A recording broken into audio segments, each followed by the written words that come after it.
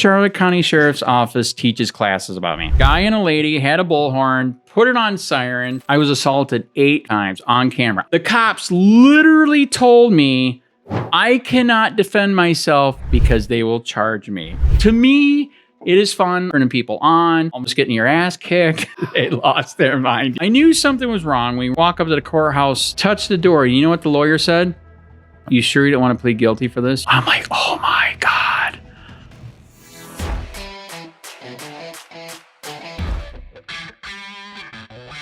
Hey, this is Matt Cox, and I am here with Andrew Sheets, and he is I'm going to say First Amendment auditor, right? How would you say that? Yes and no. I started Charlotte County Copwatch. I actually mainly pull records and expose it.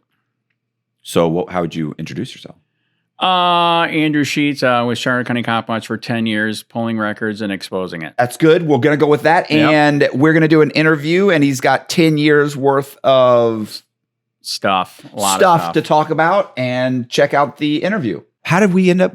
I ended up doing Rogue Nation. That is correct. And did Rogue Nation connect me with you? No, I saw that you did an interview with them, and then I reached out, and that's how we connected. Oh, okay. Because I thought if you're going to interview him, why not me? All right. Yeah, cool. And then, okay. So, and then you sent me a bunch of stuff. That is correct. About the lawsuit and getting arrested, the lawsuit, the whole freedom of speech lawsuit, and we'll get into that. But so basically, why do you feel like you're not? Do you feel like you're not a First Amendment auditor, or why do you? I am, and I'm not. I mean, as you know, a lot of them they go out with, and as you can see right here, I have a body camera myself. I'm not one of the guys that goes in there with a camera right in their face. Right. Like I said, what I would do is I would go in and I would ask for records, and I would document it with the body camera, hands free. Because I don't know if you know or not, with Florida records law here, if you want to sue them for violating your records request, you got to have documentation. So that's why I would do it the way that I do. I, for some reason, never really got into doing auditing like they are. I got more into pulling records and exposing it. And just for doing that, I've been crucified now for 10 years. Right. And almost everything online is gone now. They struck it down. It's funny. Are you talking about your YouTube channel? YouTube channel, Facebook, you name it, man. It is unbelievable. Struck it down. And we have the documents to prove it.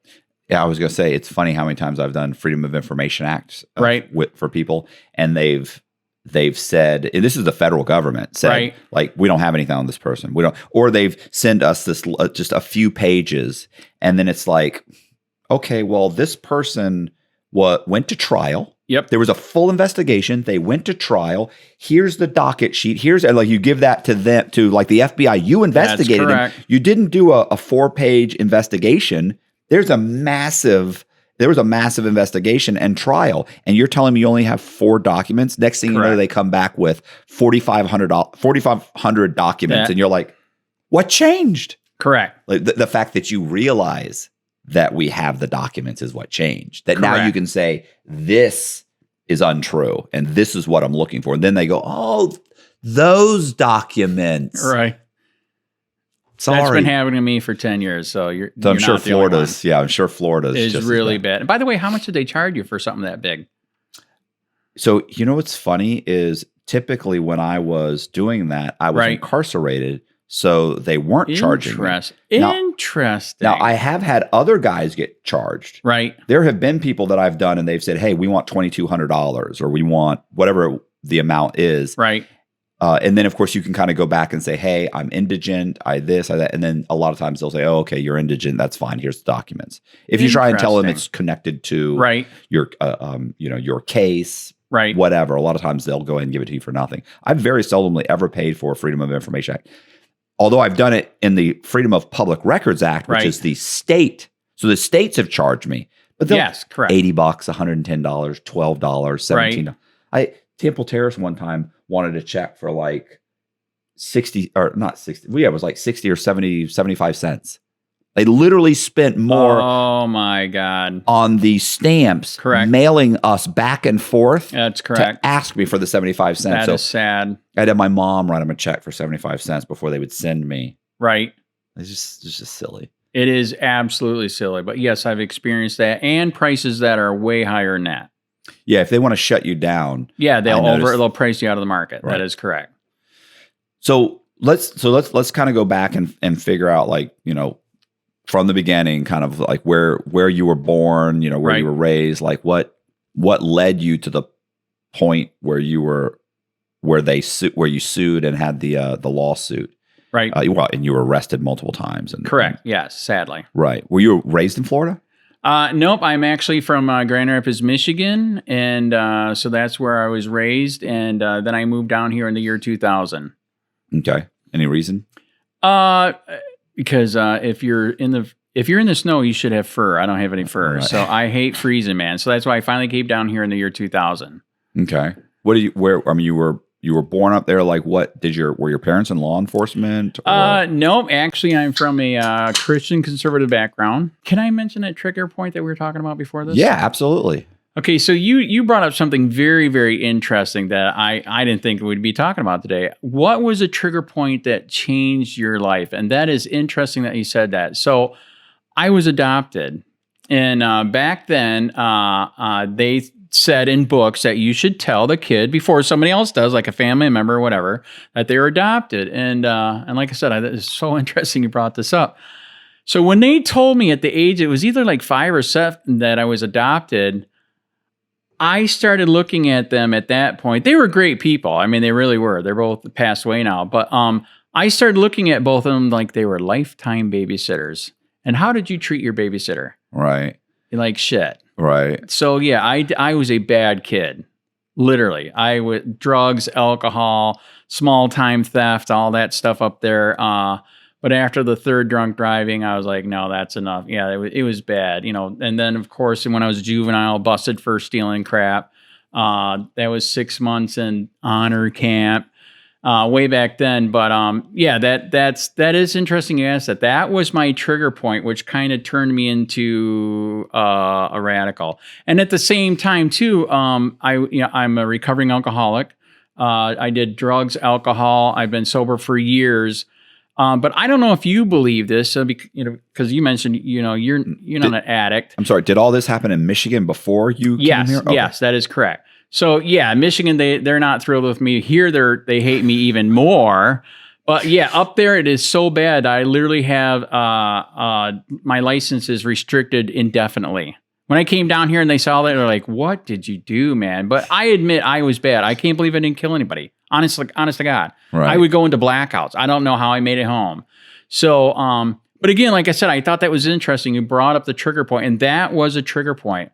And I don't know if you know this from, interviewing any of the people that I had before for the addicts. A lot of addicts are actually very smart, and that is why they do alcohol and drugs to help mellow the brain down, because it's like a freaking hamster wheel, right? Just going and going. And so anyways, but yeah, I came here and yeah, no alcohol, no drugs, still go to AA on the beach. We got a beach meeting down there in Port Charlotte. And, but yeah, then stuff happened here and I was like, wow. And to me, I do what I do because it's kind of like it's a new high. Right. Does that make sense? I mean, so and I know the police and the government are policing us every single day, at least in my opinion. That's why at the beginning of my videos, it says policing the police every single day, because they're policing us every single day. And then, like I said, 10 years ago, when what happened here in Florida, just boom, it triggered me. I woke up, I'm like, holy crap, I can't believe this is happening. What happened? So there you go. So there's the beginning of the story here. So yeah, I moved down here in the year 2000. And so 10 years ago, I had a bad neighbor turned into a stalker. It was a nightmare, dude. We live in a, not like this. We live in a non-deed restricted area. And there is just some weird, wild, nothing against Florida, redneck people, but he's a true Florida redneck, right? And it was crazy, some of the stuff that was going on with the swamp buggies, quads, and just, he's right behind me. It was nuts. So anyways, I took him to court, and there was a deputy that was helping me, and I thought it would be, what's that? What? So what was it he was doing? It was just extremely noisy? Extremely noisy, drive-bys. They literally, like I said, they lived behind us. They would take the dirt bikes, get right up to the property line, be doing rooster tails of dirt into my yard. Right. It was nuts. So why do you feel like he was targeting you though? Was it just you or just all neighbors? He's just a complete terror to everybody. I believe he's a terror to many, but nobody wanted to take him on because he's a terror. I mean, there's going to be retribution, as I said. Look at all the crap that I was telling you that was happening, right? Right. So I took him on, and oh man, wow. So I literally took him to court for stalking, all right? And the deputy that was supposed to be helping on the case, he hired a lawyer. I thought I didn't need a lawyer because I already had a bunch of proof, right? All, video, pictures, all this stuff. And the case got thrown out, and the cop flipped. He actually helped him get the case thrown out. And that's when I woke up and I found out about Copwatch. Right. Like you said, like you were mentioning, a lot of people call it auditing now, but way back when, like I said, I've been doing this a long time. It actually used to be Copwatch. Do you remember that? No. Okay. I was incarcerated. I was just going to say, yeah, you were gone. All right. Back then, they called it Copwatch. And when I learned about that, I found out it was kind of like Muslims. You just have loosely splintered groups all over America, right? Right. And actually, even back then, it was a new thing. And that's when I found out, I'm like, well, screw it. I'm going to start Charlotte County Copwatch. And I found out one way of exposing, some of the crimes that the police were committing and the government was committing. You can do that just by records requests alone. Right. And it's unbelievable what you can find. Right. Most people don't do that because they think it's arduous and cumbersome and time consuming, and the truth is that most of the time it's the documents you send in. The stuff I would send in. Yep. It's literally it's one page, right? And 80% of it is already filled out. Correct. So it's like this date, this person, this like it's literally a paragraph that I'm requesting. Send it in, correct. And you get back a bunch of stuff. Like sometimes they'll come back to clarify, like, did you want this also or this? And some of the places are super. Some of the counties are super. They'll reach out to you. They'll clarify like exactly what we also have this. Did you want that? Is that include like they're very communicative, right? Right. Like, and then other ones, we don't know what you're talking about. Absolutely correct. Like, what are you talking about? It's this police report. Here's the report. Here's this. We have nothing on that. What are you talking about? You send them a copy of it, and then they'll send you like a copy of it back. That is correct. I want the video. I want this. And that is correct. Yeah, it's weird how it worked, and especially when they find out that it's Charlotte County Copwatch. So in the beginning, they didn't know who I was or why or whatever, but I started pulling records, and they're probably giving you everything, right? Well, initially, yes, and they were fair on the beginning on price and etc. And but then I started doing what they didn't expect, was exposing on Facebook, YouTube, and then what I like to do is. As you know, you have all these internal affairs reports. A lot of people didn't know about that. And and I know they usually find themselves not guilty. But still, just to read that and expose it, they hated it. Right. So that's what I would do. And, I didn't explain, why I got this right here. So to let the people know. So that, like, again, that's what I did. All I did is walk in with this to verify when I was getting it that they didn't screw me. And if they did, I could sue them. But now, sadly, what the problem is here is in Florida, there is a guy named Jeff Gray, Honor Your Old Channel. I don't know if you ever heard of it. He's been doing this for a while. They went around and they sued so many times. Now the courts are hostile to it, and you can't find a lawyer to do it because they sued so many times. Right. So it was a good thing that he did, and at the same time, might have kind of abused it and ruined it for everybody. So now I've been doing this for 10 years. I literally could have so many lawsuits for records law violations. It's not even funny. But again, he kind of ruined it. I can't even find a lawyer now. It's disgusting. And like you were saying, I've been overcharged. They haven't given me stuff. They won't respond. Or like I said, here's another thing that they started doing. Just because I was going in and documenting it, they banned filming in public offices. They literally made it illegal to record in a government official in a government building in a public area. How? I mean, I see people doing it all the time. I agree. Or is this not in your county? Is this just your county? And how is that going to pass muster if it gets all the way up to the Florida Supreme Court? So that's what's interesting. So we're actually kind of jumping ahead and not. So like I said, the story is long. So let's get to one of the reasons why they started doing that is because some of the stories that I broke were huge. One of my biggest ones that I broke, and it should have been one of the biggest gun lawsuits in Florida, and we thought it was going to be, and it didn't happen, is I pulled a record. A friend of mine that lives near me, he said, I think the cops are investigating me. Usually people ask me to do it because I'm the bad guy, I guess. I'll pull the record. Right. Okay. So here's another fun one. I don't know if you ever did it this way. Just go to that place and say, okay, any and all documents with this person's name in it. Did you ever do anything like that? Yes, it's beautiful. Dude. Yeah. You'll get all kinds of stuff where some guy's his name has been mentioned in this case, in this case, in this case. Yes. So that's what I found out. So our sheriff, there is a law here in Florida. You cannot have a list of gun owners. Government cannot have a list of gun owners. Are you guys aware of that? Yeah. Okay. All right. They did. Okay. And he was on the list. Okay. So here we thought, I forget the lawyer's name up in Tallahassee. Anyways, he's like blowing smoke up me and my wife's ass. And we're going to make so much freaking money on this because we could. So this is what we found out. Almost the whole state. So they made the law. It's a third-degree felony, $5 million fine to try to, to stop the cops from doing this. The cops are doing this. FDLE was doing it. Sheriffs were doing this. And I actually, the congressman or the guy that used to run for Florida here, he actually lives in my town. So he goes, the reason why we made that law so strict is because he found out years ago, he was on a ride along. And the cop's like, yeah, that guy's got a gun. That guy's got a gun. He's like, what do you mean he's got a gun? Right. How do you know? All we're doing is driving by the house. So it gets even worse. So when I found that out, I like pulling records too, because like you said, it's like fishing. It's better than fishing. Okay. Right. So I started pulling records statewide. I got all the cops' emails, all the sheriff's emails. And here's the way you know that they're busted. If they won't give you it, what is that usually a sign of?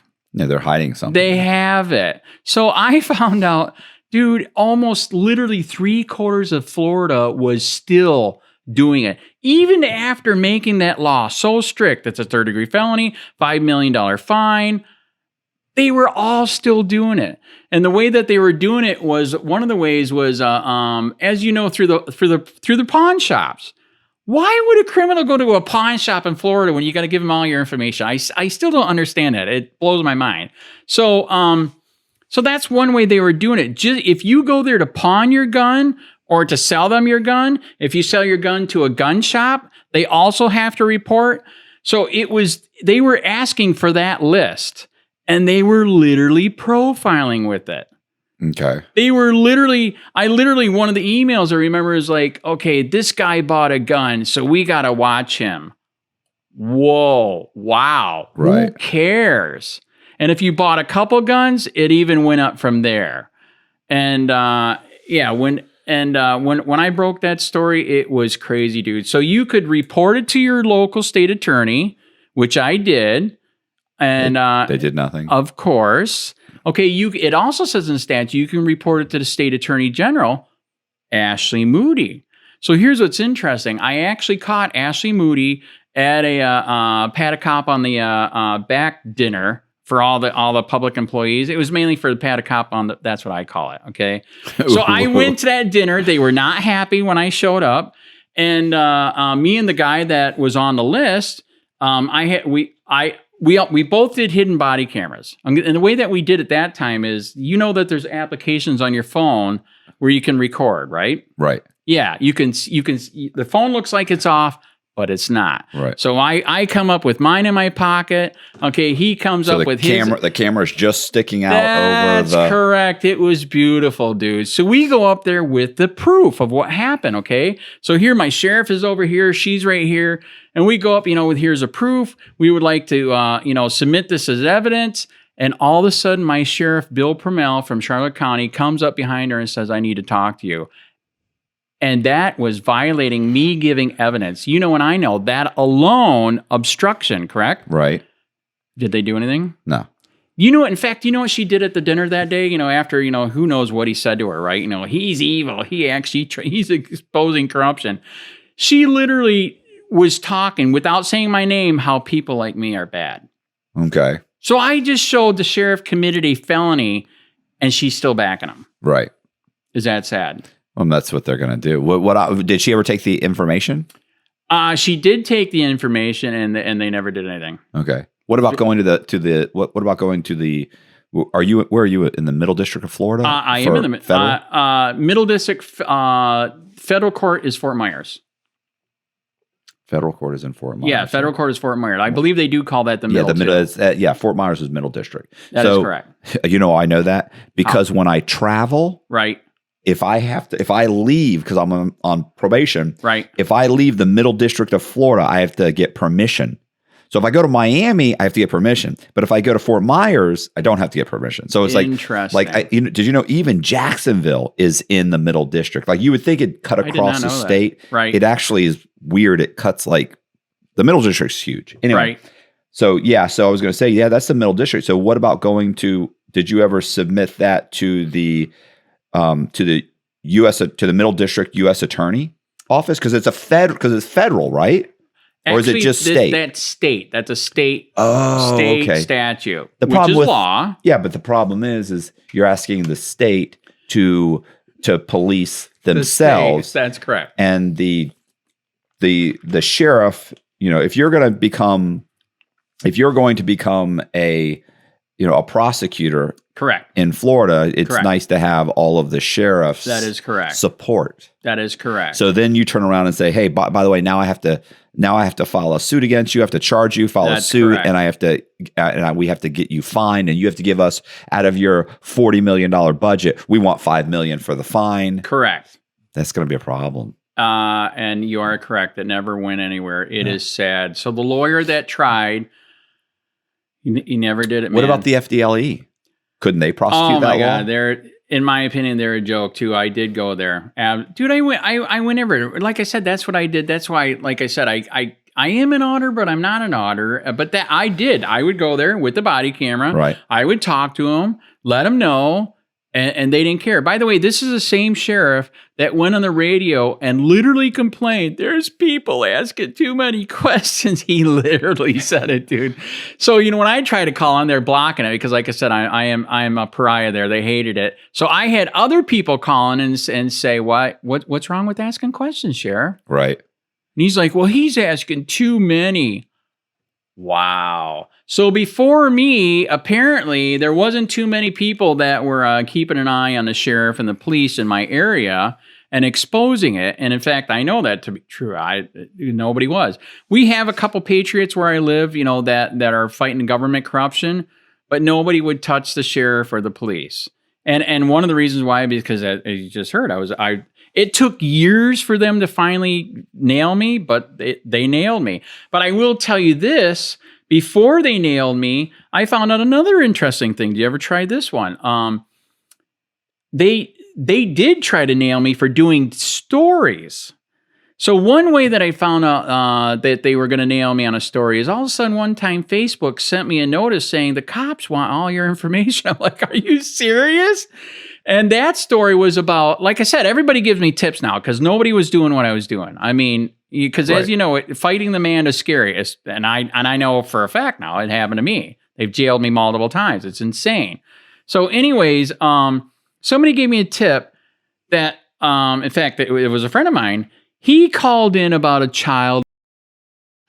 And instead of arresting the child, they arrested my friend. So I did a story how the cops and a judge let a child go who went on to You might want to make a note of this. Yeah. Okay. Kids. Yeah. Okay. You tell me later why we got to make a note of it. Anyways. Okay. So because I did that story, dude, they were going to charge me for exposing the victim's name. I don't know who's involved. I didn't expose the victim's name. They claimed I did, but there's case law that I'm a reporter. I can do a story. Right. And here's what's interesting. Here's another reason why they hate me. So, and to show you that, yes, I am partially insane and ADD too. So I went, at this time, this is when we were still free and you could still film, right? I went down to Lee County and I got lucky. I actually saw the state attorney, Meyer Fox, okay? She was getting in the elevator. I'm like, can I ask you a question about this illegal investigation you're doing on me? And she's like, no.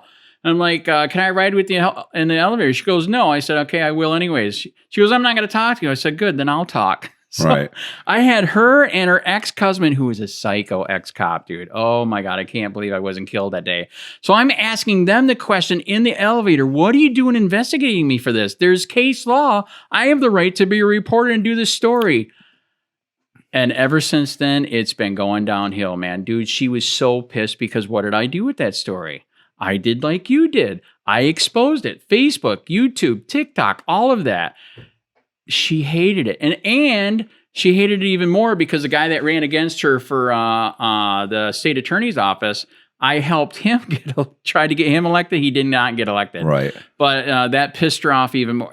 So I would go to her rallies and I would try to ask real questions and they would block me. And it's a mess, dude. She hates my guts. It's bad. It's really bad. What are some of the things you've been arrested for? So then we're really jumping ahead. So okay. like you said, it's up to you. However you want to do it. You can continue. I was just wondering, but. All right. So we're working up to that. So here's my cheat sheet right here. All right. So that's been happening. I've been pulling records, pulling stories. Also, I didn't mention here yet to the people. So I used to have, sadly, I have to say used to, 200 million, views, 200,000 subscribers.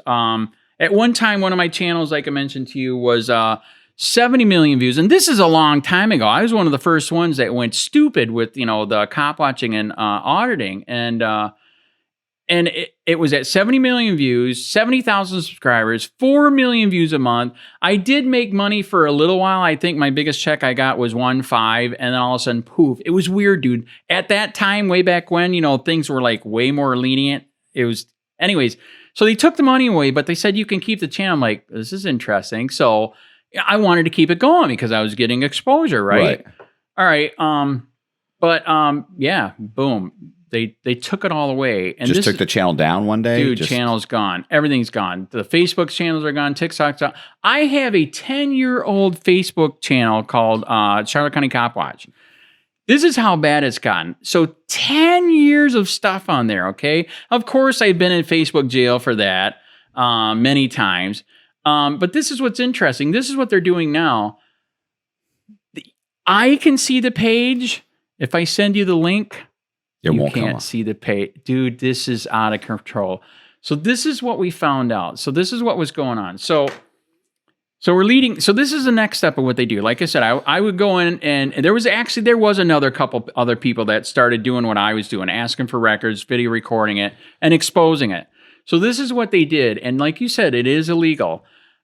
So Punta Gorda, Charlotte County did it first. They made a law, an ordinance, didn't even vote on it. And I know that's wrong. And another thing too, I don't know if you're aware of this. Did you know when they make an ordinance, they have to send it to the state? We believe they never even sent it to the state.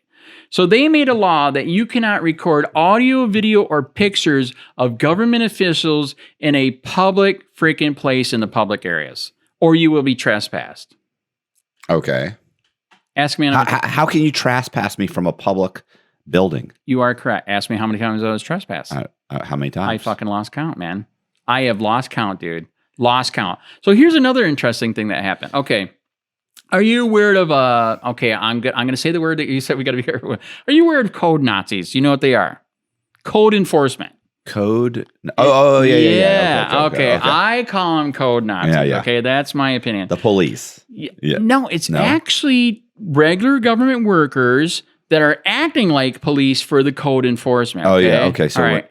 So like if you go into a state building to pull, whatever, a marriage certificate or something, and you're videoing, they stop you and say, "What are you doing? What are you doing here?" And for now, this is just in Punta Gorda and Charlotte County, but the disease is spreading. Okay. Okay. So this is what you could do. You could, in Charlotte County, by law, as you know, with an ordinance, you have to have redress. You have to have the right to try to fight it, right? Right. So tell me if this is fair. They would have a lawyer to act as your judge and jury that they're paying. Okay. What are they? How do you think they're going to rule? Yeah, of course. Of course. That's So you could have hardly impartial. Thank you. So you could go to code. You could appeal it in Charlotte County and go to code Nazi court. That's what I call it. Okay, but you're not going to go in. And here's what's really messed up. And because I'm a libertarian constitutionalist. That's why I'm so strong with this. And I'm old.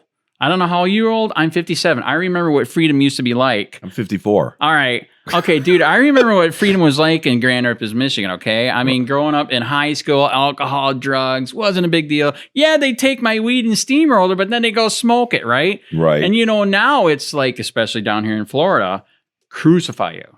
Okay, so anyways, so getting back to the filming. So I've been in code Nazi court. Of course, I lost. I hired, you can appeal it, but again, that's more money. You can appeal to real court, but that's $400. How many of these people can't afford that? You know what I mean? I did hire a lawyer once for code Nazi court. Oh my God, dude, $1,500 to win a trespass. Is that worth it? Right. And that's kind of wrong in the first place, right? In my opinion, and I don't know if you agree, shouldn't you have a right, if you get a trespass, shouldn't you have the right to go to real court? Right. Where it's just like with any other ticket. Okay. Well, if you're saying you have to pay to file, there's a court fee to file? So here's what's interesting. For the first step, you can go to code Nazi court. Okay. That's what I call it. Okay. Okay. That's free. Okay. But again, it's not free. You're taking time off from work, right? Right. And if you hire a lawyer, that's money, right? Okay. So if you lose there, you do have the right. By the way, you have to have a court reporter. Oh my God. That's more money. You can go to real court, but again, that's even more money. So what they're doing is, what the cities have found out, especially here in Florida, is that this is another way to make money. Isn't that weird? Right. Yeah. So now you have and limit people's ability to fight, because if you're poor, you can't afford to do any of that. Very good. There you go. It is disgusting. So we played that game for a while, right? And then, like I said, I've been trespassed so many times. Like I said, if you guys get bored, pull records from me down there. You will shit your pants. It is really bad, okay? So then Punta Gorda started doing it. And here's what's weird. That's a city inside Charlotte County, okay? So they started doing it, but here's what's even worse. They don't even have the appeal process. And by law, you have to have an appeal process. They have no appeal process. They've just been blatantly screwing people. Right. But again, I can't find a lawyer. Again, can I do pro se? I don't know. I'll get to a story where I did try pro se. I sued the judge. So anyways, I'm serious. That's later. So anyways, we can't find a lawyer. It is so hard to find a lawyer here for stuff like this. It's mind-blowing. Dude, I don't get it. I just don't. And I think one of the reasons why, this is how bad Charlotte County is and the 20th Circuit Court is. Okay, I have tried to find some lawyers. I literally drove 3 to 4 hours one time to try to find a lawyer for a records lawsuit because, like I said, I've got so many violations on records lawsuits, it's not even funny. I drove 3 hours to go see him. He said, "Where do you live?" I go, "Charlotte County." He talked to some buddies down here. Said, "Nope, I'm not going to take it. It's too dirty." That's how bad Charlotte County is. They made phone calls and they said, "Charlotte County's too dirty. I'm not going to take it." It's bad, dude. It's really bad. So, so Punta Gorda is totally violating that. And like I said, I've been trespassed so many times, it's not even funny. So, so here is what happened. I did finally find a lawyer to sue them on, for the right to record. Okay, so I finally did. Okay, I like I said, there's so much crap in 10 years. Right. Okay, we went to federal court. The judge's name is Sherry Chappelle. She's a right-winger appointed by a right-winger. And we cannot believe what happened, dude. This is mind-blowing. You know and I know. It's called free speech and free press. It's called the First Amendment for a reason, correct? Right. That's why it's the first thing. And the Second Amendment is to protect the First Amendment, correct? Right. All right, right behind it. We took it to federal court. We could not. We filed an injunction because we should be able to get it. It's free press and free speech. Right. The judge crucified us for that. Literally bringing up all this bullcrap on time, place, and manner, and how they're saying we're protesting. I'm not protesting. I just want to get my records and record. That's it. I'm being press. Right. I'm disseminating. Okay. So the judge made that ruling on it, and it was so bad. The lawyer suggested, dude, you better drop it now before they hit you with lawyer fees. You're aware of that, right? Okay. They can come back and nail you, right? All right. Okay, so we dropped it. So it is dropped. Well, they can't. I did know that, but they typically don't, though. Dude, I know somebody that just got nailed. Okay. It's not good.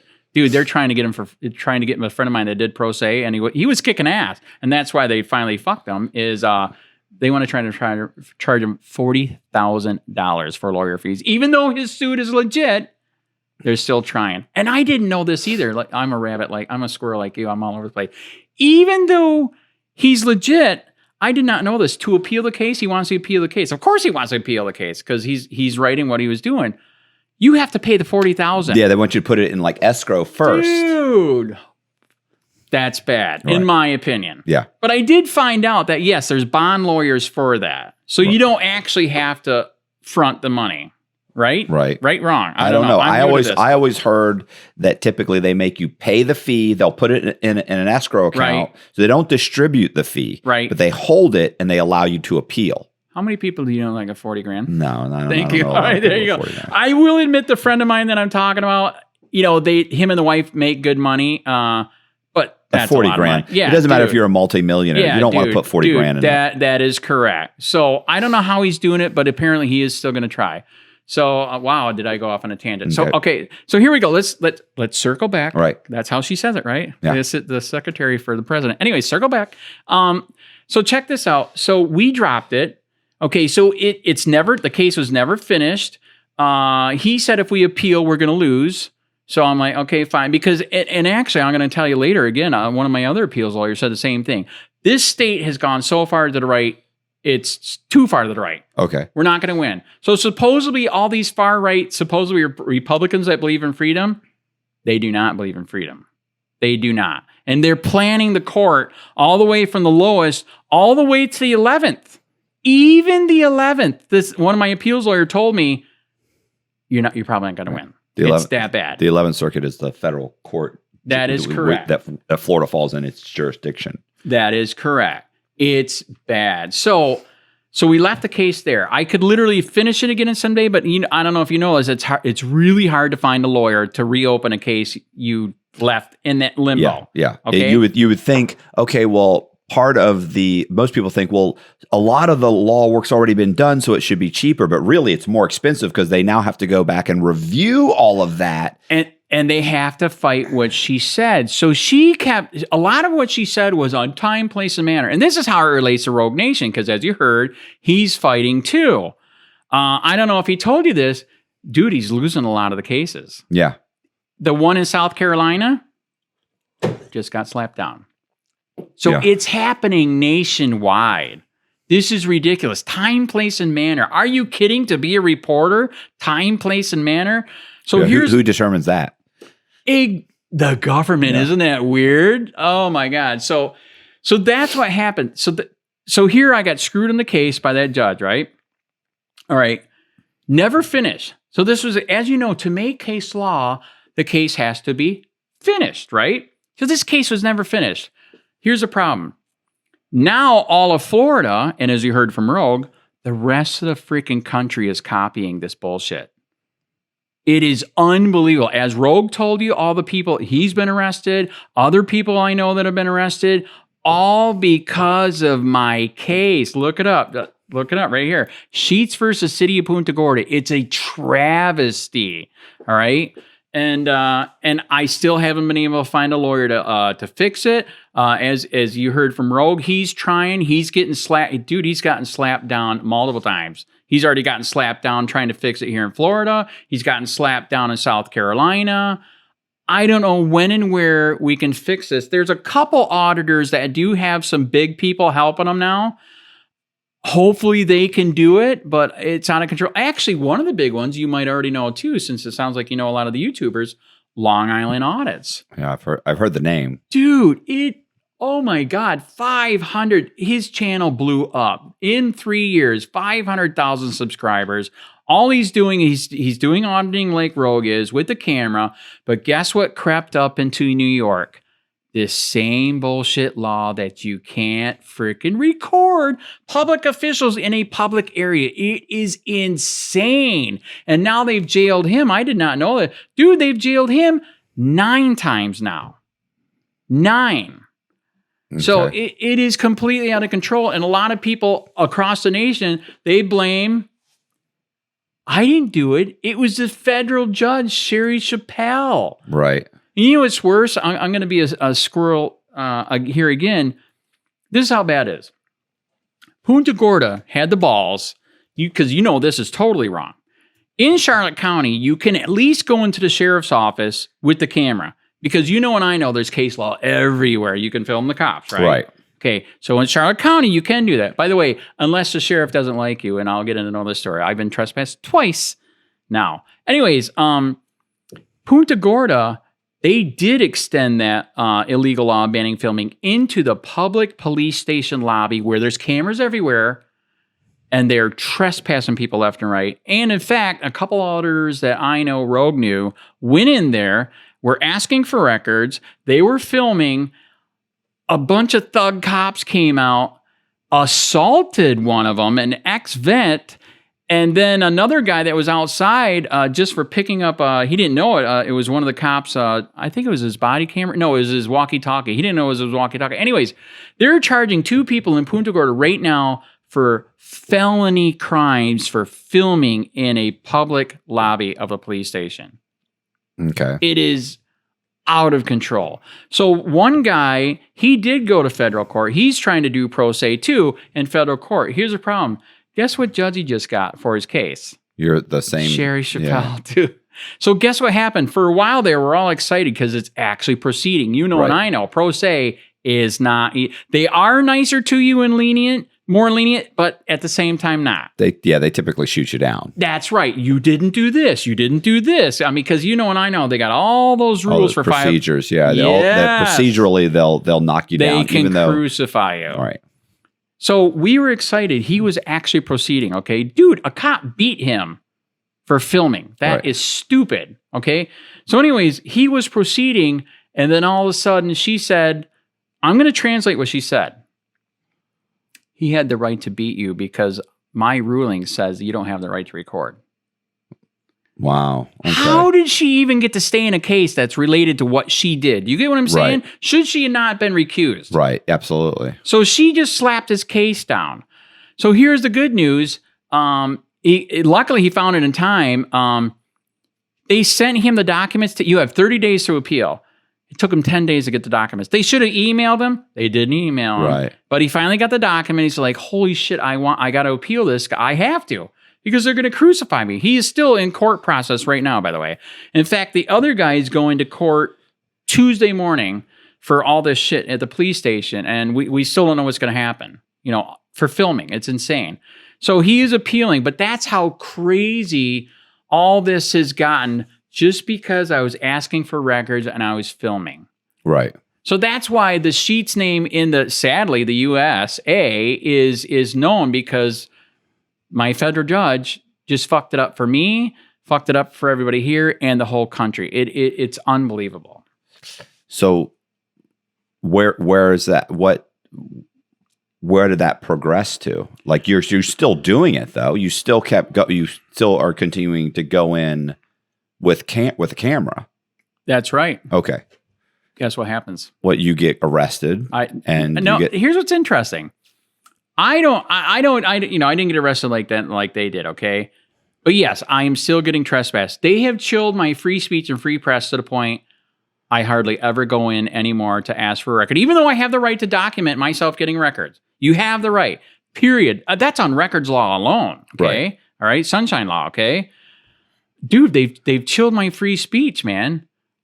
So I actually, for the moment, I've kind of quit going in to ask for records because I'm not going to go in there without some kind of recording device. Right. And even if I went in there without this, they're going to claim I am and trespass me anyways. That's how bad it is. Right. It's really bad. So, and then like I mentioned to you, I am at this point for this. So I was going to the sheriff's office, like I said, where it actually did let us record, right? So here's a new thing that he added, which I'm sure you know this is BS too. He added this something to his little policy. You know, policy is not a freaking law, dude. Right. It's such bullshit.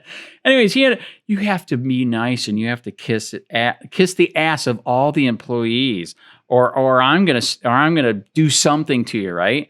So apparently, one of the times I went in there, I guess I wasn't kissing ass enough. Right. He trespassed me. Okay. The first one from the police department, from the sheriff's department. Okay. So how am I going to go and file reports and go to the sheriff's department? Like, you can't ban me from. And he did. You can't. What is it? You cannot limit someone's ability to the courts or to law enforcement or to any type of public service. He did it. I'm sorry, you can't go to the hospital anymore. Right? It's like saying he did it. We were recording in the courthouse too. We were exposing how, like, and I know on Friday and Tuesday morning, you got this whole line of people coming out of the court for the traffic tickets, right? And they're doing plea deals out there, right? We were recording that just because we were exposing that. Guess what they banned? Filming at the courthouse. You can't even film in the courthouse, man. It's ridiculous. So getting back to the sheriff and his trespass. So this is what he did. This is the second time now. The first time, I asked for records at this sheriff's station, right? So don't you think if he did trespass me, it should be just that one, right? All sheriff's office. Every single one, trespass. And here's another interesting thing that he did. Okay, so the first time I didn't do anything, okay? I didn't know what to do because here's an interesting thing. He could have did me under their illegal ordinance banning filming, and I could have appealed to Code Nazi court again, right? Right. He said, no, this is a full-blown state statute trespass. Okay, you're probably not aware of this, but actually you are aware of that. Any law they make has to have redress, correct? Right. Has to have a way for redress. In the state statute, there's none. Okay. There's no way to appeal it. It's insane. So I was asking the county, I'm like, I want to appeal this. They're like, no, the sheriff said this is a full-blown state statute for a year. Okay. So for a whole year, I was screwed. I couldn't go to any sheriff's offices. So here comes the next year. The minute the trespass gone, I would go back, right? So I went back and I asked for more records, and I made an internal affairs complaint, and I was recording, and they said you were being mean to our person.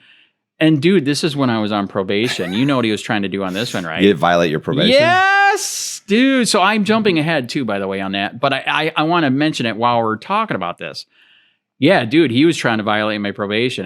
We haven't got to the arrest story yet, but yeah. So check this out. So they were coming to my house. We're freaking out. We're like, oh my God, he's going to freaking violate me. This time he did the full-blown, trespass again. This time I couldn't go to any sheriff's office, including the sidewalk and swale. It's literally in the report. Okay. What's up? Is that insane? But this time I did know a lawyer that might take, and in fact, he wanted it. And here's the reason why. And of course, if he wants it, it costs money. So anyway, I was so pissed I spent the money. And here's the reason why he wanted it. Because again, like I said, dude, there is no redress in there. Right. So we are in the 11th Circuit. No, not the 11th. We're in the 6th District Court of Appeals right now. Because, dude, how do you appeal this? This is the only way that we could think of is going to the appeals court, 6th District Court. Here's what's interesting. Nobody wants to touch this because you know and I know that's illegal. You have to have redress, some form of redress. They wouldn't touch it for 6 months. You know and I know. Dude, courts don't do that. Yeah, they're trying to get you to go away. Yes. Well, they're also trying to time it out. Yeah. It's for a year. Right. Okay. So they figure you'll go away after the year. If at that point it's released, they'll be like, there's no reason for you to continue. Dude, this sucks. This is bullshit. This shit's got to change. So check this out. So finally, my lawyer contacted him and said, what are you doing? This has been sitting on your docket for 6 months. They finally responded. They finally got with the sheriff in the county. They said, do your damn job, give them code Nazi court, okay? And they both wrote back, no, this is a full-blown state statute trespass. And then we did our rebuttal, and now here we are again, waiting game at the 6th District Court, seeing who's going to move first. Is the 6th District going to make a ruling saying, yeah, what they did is wrong, or they're going to run the clock? Right. I was going to say they have to respond within a timely manner, which means nothing. Which a timely manner for me could be within 2 hours. A timely manner for somebody else could be within 2 years. You just said it, dude. It took them 6 months the first time. It is disgusting. Absolutely disgusting. So anyways, so let's get back to the history timeline. Okay, so after, I lost the case, for filming, I for a while there, I did keep going in, kept getting trespassed, to go to Code Nazi. And of course, did they arrest you or they just trespassed you and tell you to leave? Trespass. But if you came back and violated, you bet they would trespass. And here's another interesting thing about that. Other people, including Rogue Nation, was there with a mass audit. Right. He didn't get trespassed? What's up with that, dude? Okay. What's up with that? Picking and choosing? Are you serious? So anyways, so that's what happened. So I did another interesting thing 4 years ago, and sadly COVID happened.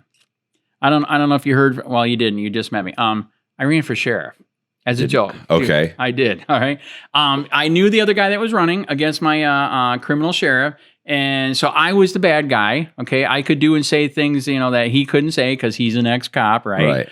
So, and then COVID hit, and I was going as a write-in as an independent, and that's really long shot. Right. And then COVID happening, and it ruined all of it, dude. There was no meet and greets. There was no debates. It was a joke. I got 300 votes. I mean, some of the people, I tried to have fun with it, but it sizzled. Yeah, but how many people even does it take to vote in a sheriff?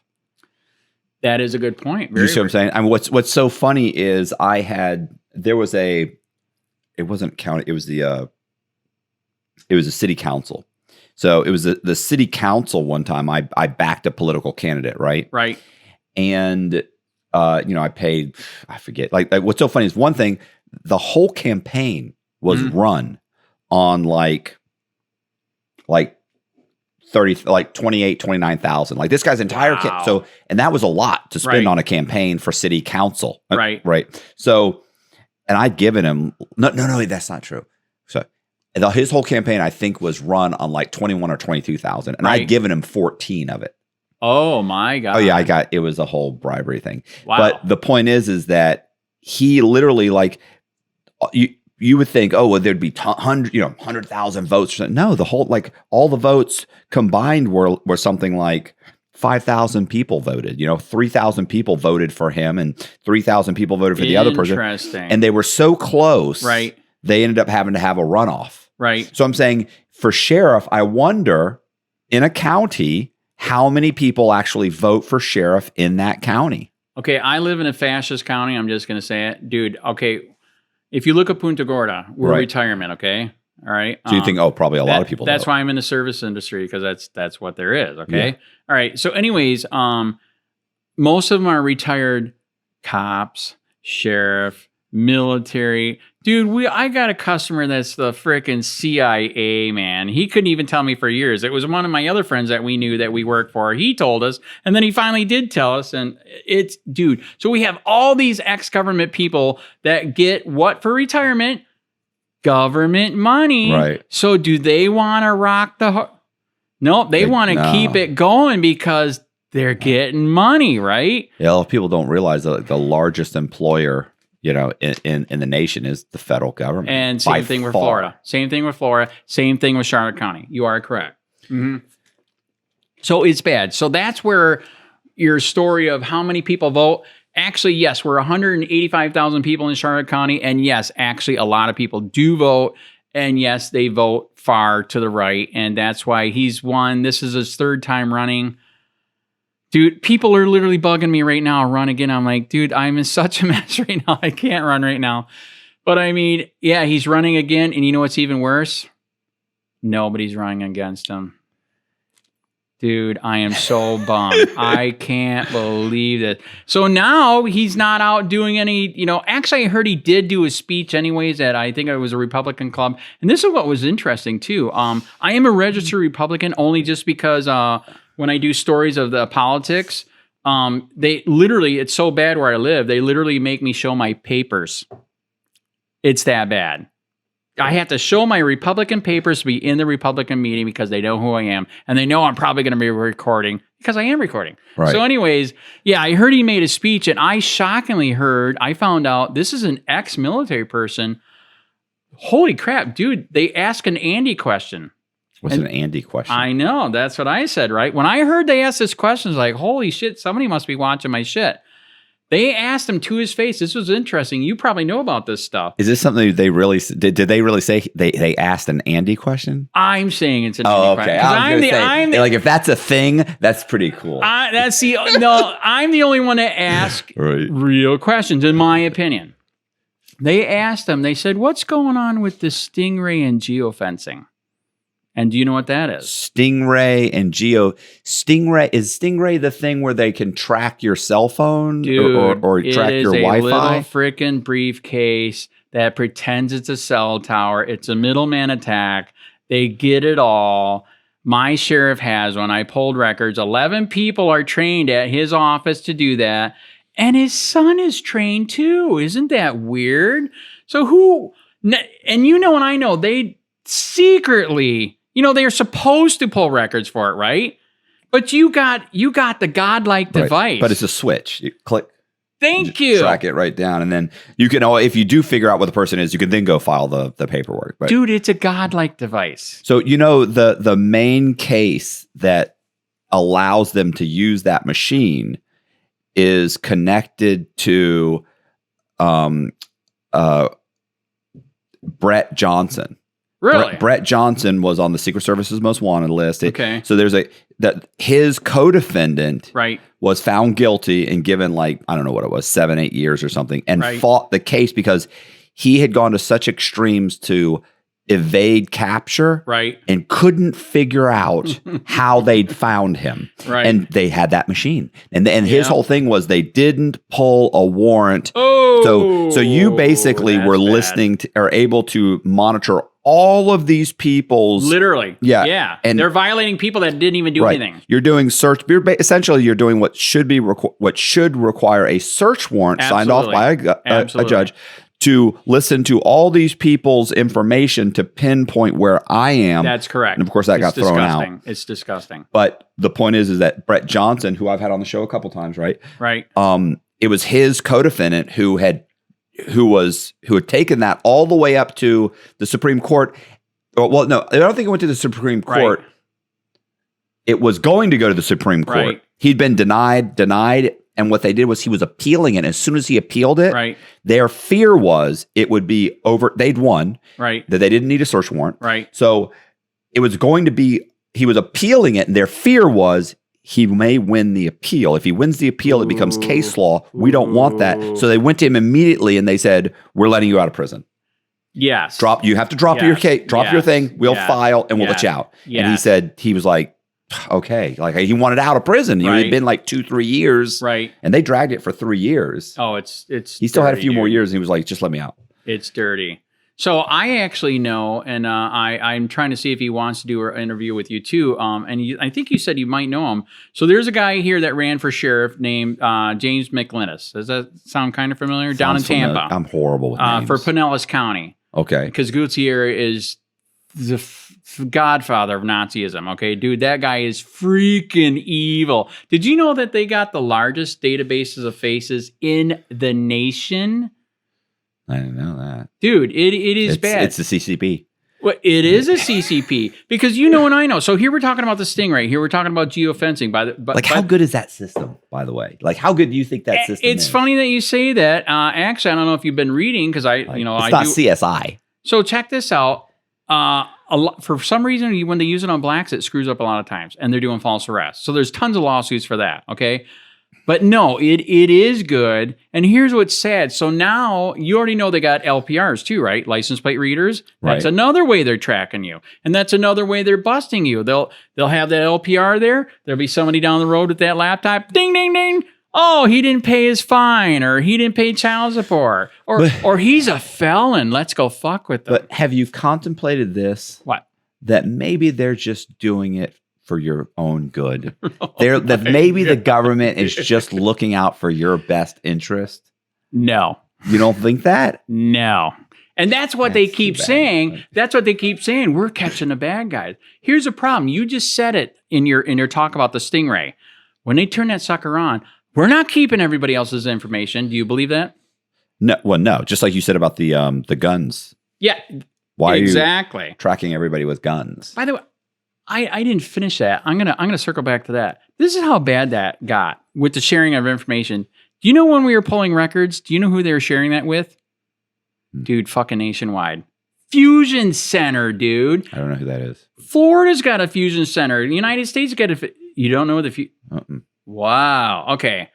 You ever hear about that thing out in the desert where they're collecting everybody's information? Yes. That's a fusion center. Is that a real thing? That's a real thing. So let me tell you, my problem is I have a guy named Chris Marrero that periodically comes on. Right. And he's I call him a conspiracy theorist. Right. The problem with his is I can only believe about 20% of what he says. And I'll do this. My wife and I will be driving to, I don't know if you've driven to Orlando or, anyway, you'll drive in or through some of these back roads, not even on the interstate, especially if you go off the back roads. It's really actually kind of scary. Right. You go off the back roads, there will be and when I say massive, that's an understatement, how big these warehouses are. Okay. They are insanely massive and they're empty. So there's an insanely massive empty warehouse. Right. Maybe they just finished it. Right. But you can literally, the doors will be open. You can see right through it. You're like, there's nothing there. The parking lot's it's full. It's empty. And this thing is huge. It's huge. And you look at it and you're like, that is the size of 20 or 30 Home Depots. Right. You could put 4 or 5 stadiums in that thing. It's so huge. Then you drive down the street. There's another one. There's another one. You turn 2 minutes later. There's 2 of them. There's another one. So I'll pull out my phone and video them. Right. And send these little 20-second or 10-second videos to Chris because I already know what Chris's theory is. Chris's theory is FEMA is building them because it's a camp. Someday when FEMA decides they're going to put our entire population will be funneled into those. I'd like to be his friend. And I'm like, Chris, what's going on with these? Right. I've seen, and I'll just say, boom, boom. I'm like, we passed 8 of them in the last 20 minutes, Chris, what's going on? He's like, oh my God. And then for the next 4 days, I'll get nothing but video TikToks and shorts about FEMA camps and FEMA's ultimate plan to limit the population of the world population so that we can function and live off of sustained energy and food. I mean, the point is that, so the data thing, yes, he sent me videos about it, but like I said, some of them I'm just like, stop it. Is that true? It's like, I don't know if it's true, real, dude. Because it is. The editing on these things, the crazy people, and the sane people, apparently they have the same editors because they're so good that I'm like, I don't know. Did we come from Anunnaki? Are we from aliens? Was there another massive civilization before us? I don't know. The editing's pretty good. It's pretty convincing. So yeah, so I hear you. So when you said that, I'm like, is that really a thing? It's a real thing. Now, actually, some of those big warehouses, what I thought right away, Amazon, dude, Amazon. It is. Listen, and a lot of them, obviously, they are building for Amazon. Yeah, and everything is shifting that way, and I get it. And I hate that. But I also order most of my stuff off of Amazon. Yes, same for me. So those bastards. But then again, I'm waiting for a delivery. That is correct. You could see I'm torn. That is correct. Listen, and it's so bad, I don't have a car. I sold my car about 4 months ago because I stopped driving it because I order everything off of Amazon, or my wife just picks it up at the supermarket on her way home from work. How are you getting around? I don't have to leave anymore. I do this. They've got me trapped. It's funny you say that. We do have customers that literally say that. Right. Why would I pay $600 and change for a vehicle? That's the vehicle I don't drive. That is true. The taxes, the gas, insurance, you are correct. On an asset that's depreciating. That is correct. That is true. I just sold it about 4 months ago, and all that did honestly was things that I order like these. Like I don't go to the store to buy these. I just order the cases. Right. And the thing is like, and I'm sure I know they're building in the delivery price, but like they don't charge me to deliver them. Right. So it's like you'll order stuff that's like, I just ordered something for like $20 or $15, and they're not charging me to deliver it. And are you a paid Amazon customer? Yes. Okay. So you did pay. Yeah. Minor. Right. Compared to what I'm ordering. That is true. But what does it matter? They've got so many vans. Listen, I feel like every 20th car is an Amazon van. Literally, that is true. I agree with that. So what's going to happen? So these things, they're filling up these things. Pretty soon, they're going to have drones just dropping. It's going to get insane. Absolutely. We're living in the future. Which is good and bad, which is turning into, in my opinion, like, so you remember what Nazi Germany did. They were massively into collecting data, right? Yes.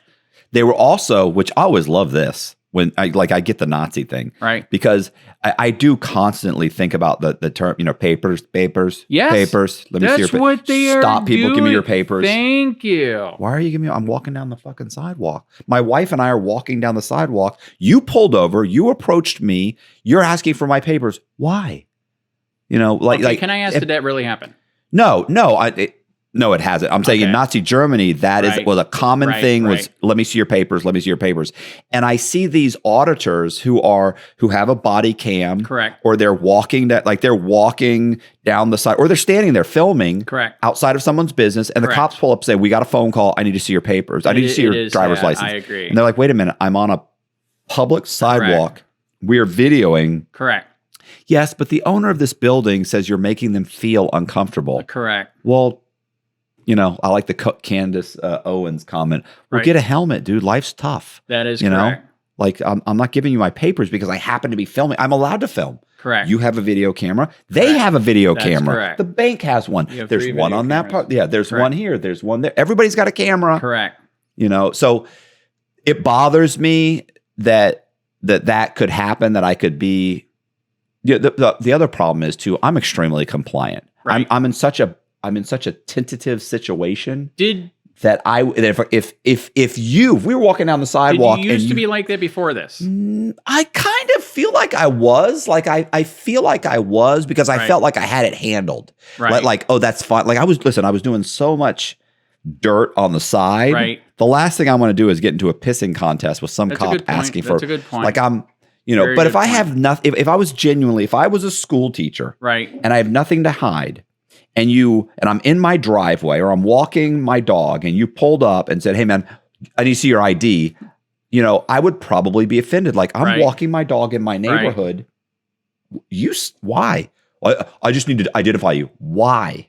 Right. But you watch these videos and the cops are like, "Because I asked you to," and they get all aggressive. And it's like, whoa, right away, I think you shouldn't have a badge, bro. Correct. You shouldn't be policing. I agree with that. You shouldn't be policing anybody. I agree with that.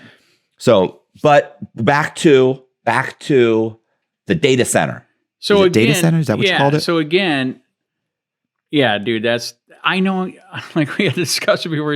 That's why I keep saying Nazi Germany, because that is what we're repeating. We're not supposed to repeat history. We're supposed to remember history, not repeat history. Nobody remembers history. We are. It's funny. Do you know who the Nazis actually studied before they started Nazism? Oh, they studied. It was the black shirts in Italy. It was Mussolini, right? And America. And America. Well, I know that initially,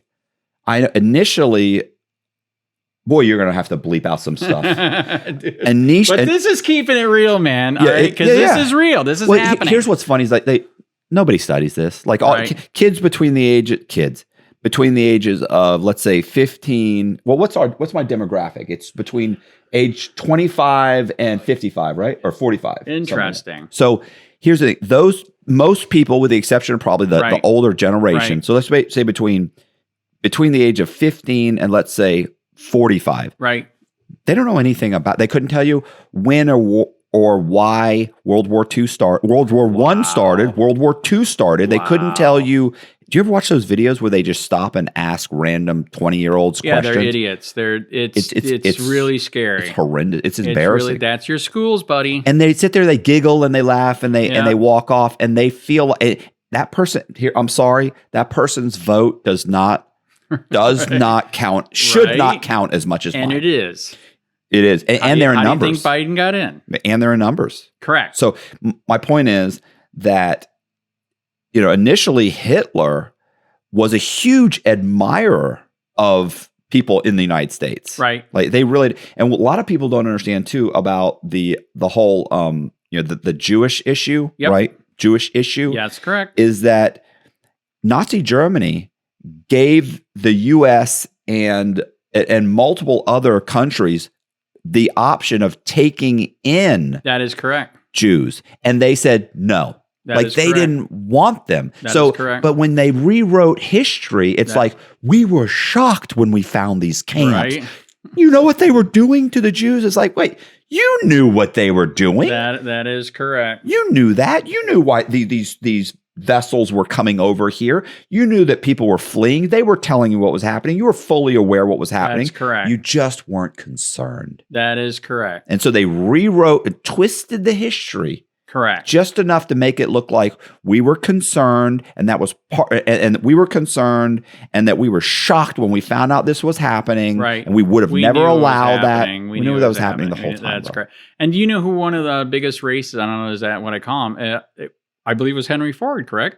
Oh, Henry Ford. Jews, listen, and you know what's funny? I don't know if they have them here where you are, but there's Ford's restaurant, right? Yes. Ford, like they've got all these pictures of Ford. Ford bought a newspaper and ran the newspaper and ran a weekly column called the International. Yes, he did. Was it International Jew or International something like that? Semite or something? I forget. Like he was adamant that there was a cabal or something of a Jewish population that was controlling the banks and narrative, and Hitler actually had a photograph of Henry Ford on his credenza. Whoa! And Henry Ford had one of Adolf Hitler, and Henry Ford got the highest medal ever issued to a non-military person. From know that. Yeah, it was like the highest rank you could get for being not someone who's in the military. It was like an award that they had given Henry Ford. Also, he had factories in Germany.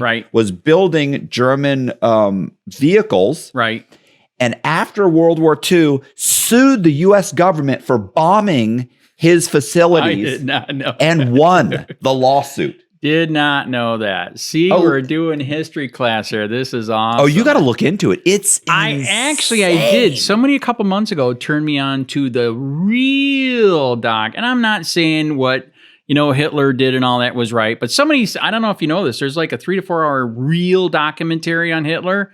It's just like you said, when you know the whole story, wow. It is mind-blowing. Listen, he was on the cover of Time magazine. Unbelievable, dude. Hitler was Time magazine's man of the year. We thought he was amazing. For years, that is correct. He had turned the entire economy around. Yes, he did. He was giving people jobs. He'd done all these amazing things, right? And here's what bothers me is that this is cancel culture. Correct. You cannot say one positive thing about somebody if they've done something wrong. And not that Hitler wasn't, and honestly, not that he wasn't an atrocious individual and what they did wasn't atrocious.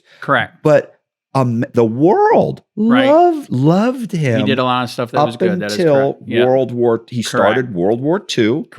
Then he became this horrible, horrible human being. Not that he wasn't all the time, the whole time, but he never lied about it. Like he put out a best-selling book, Mein Kampf. Yes, he did. And told everybody, these are the horrible things that I believe. And people were like, which is still being read today, still being printed today. Yeah.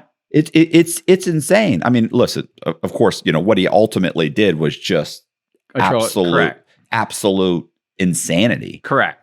Yeah, he was a drug addict. Like Correct. people don't realize he has a full-time drug dealer who's giving him shots to go to bed, giving him shots to wake up, giving him shots about for Michael pep. Jackson or Hitler. Yeah. Yeah, there you go. He's right? Yeah. If you look at this stuff, plus that was another thing. Listen, I watched a lot of World War II videos, right. so I'm gonna do one more thing. Because you don't want to repeat history, right? I absolutely agree that you have to remember history. The problem is, one, sometimes they rewrite it. That is correct. Sometimes they rewrite it and then they rewrite it again. But what? You understand what I'm saying? Like sometimes they rewrite it once, and then as things once it becomes popular, they rewrite it, twist it a little bit more, and then it becomes okay again. Do you know how it's happening again? Dude, look at the book banning. Dude, did you see the Republicans made a freaking video burning books, dude? Well, here, what about this? What about I love this, that wokeness has gone so far, they're bringing back segregation. Literally. Like you're literally saying like that that certain races should be segregated. It's unbelievable. Like that's how far they've gone. It's like, wait, do you realize you've gone so left? You've swung the pendulum around. Now blacks want to be segregated. Right. Here they complained about it, and now they want to do it. So it's insane. It is insane.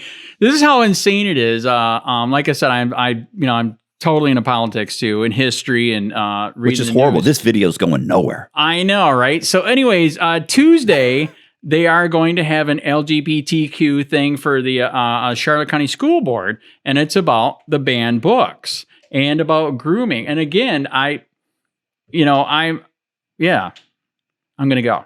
Yeah. I'm going to protest. Oh, right. So my protest for that day, I'm just going to tell you what it is. This is what I want to do. And this is so new, I can't even have it printed because it takes 2 weeks for my printer to get it to me. Anyway, I usually do a 4 foot by 6 foot sign. I found out through the couple of years that that's like big enough they can see it going by 30 miles per hour, right? So it's work. And especially when you're someplace where people are walking by. Oh, it's beautiful. So anyway, so that day I want to go, stop grooming our kids to be gay communist. How long would you be up? Will that be up until the cops show up? I know, right? So anyway, do the cops know you by name now? Oh, dude, Mr. Sheets. They literally told me Charlotte County Sheriff's Office teaches classes about me and how to deal with it. I am dead serious, not a joke. So anyway, okay, so let's circle back to data collection. It is really bad. So somebody asked him a real question. When they asked him about the geofencing, I got to finish that. Geofencing, that new thing is, okay, a crime committed here, they go to the phone companies and they say, we want this area, everybody in this area and this time. Dude, so again, they're doing the same thing with the Stingray. They're getting everybody, right? And they sometimes do find out who the criminal was. Right. But again, dude, they're getting everybody again. So I guess when they asked the question, they're like, holy shit, Andy's not here. Somebody asked the real question. He was speechless for a minute. He finally answered. He goes, well, we don't use it that much, and we get bad people with it, so that should make it right for us to violate everybody else's rights. Then somebody else asked a real question, too, about the LPRs. Dude, they are tracking everybody, man.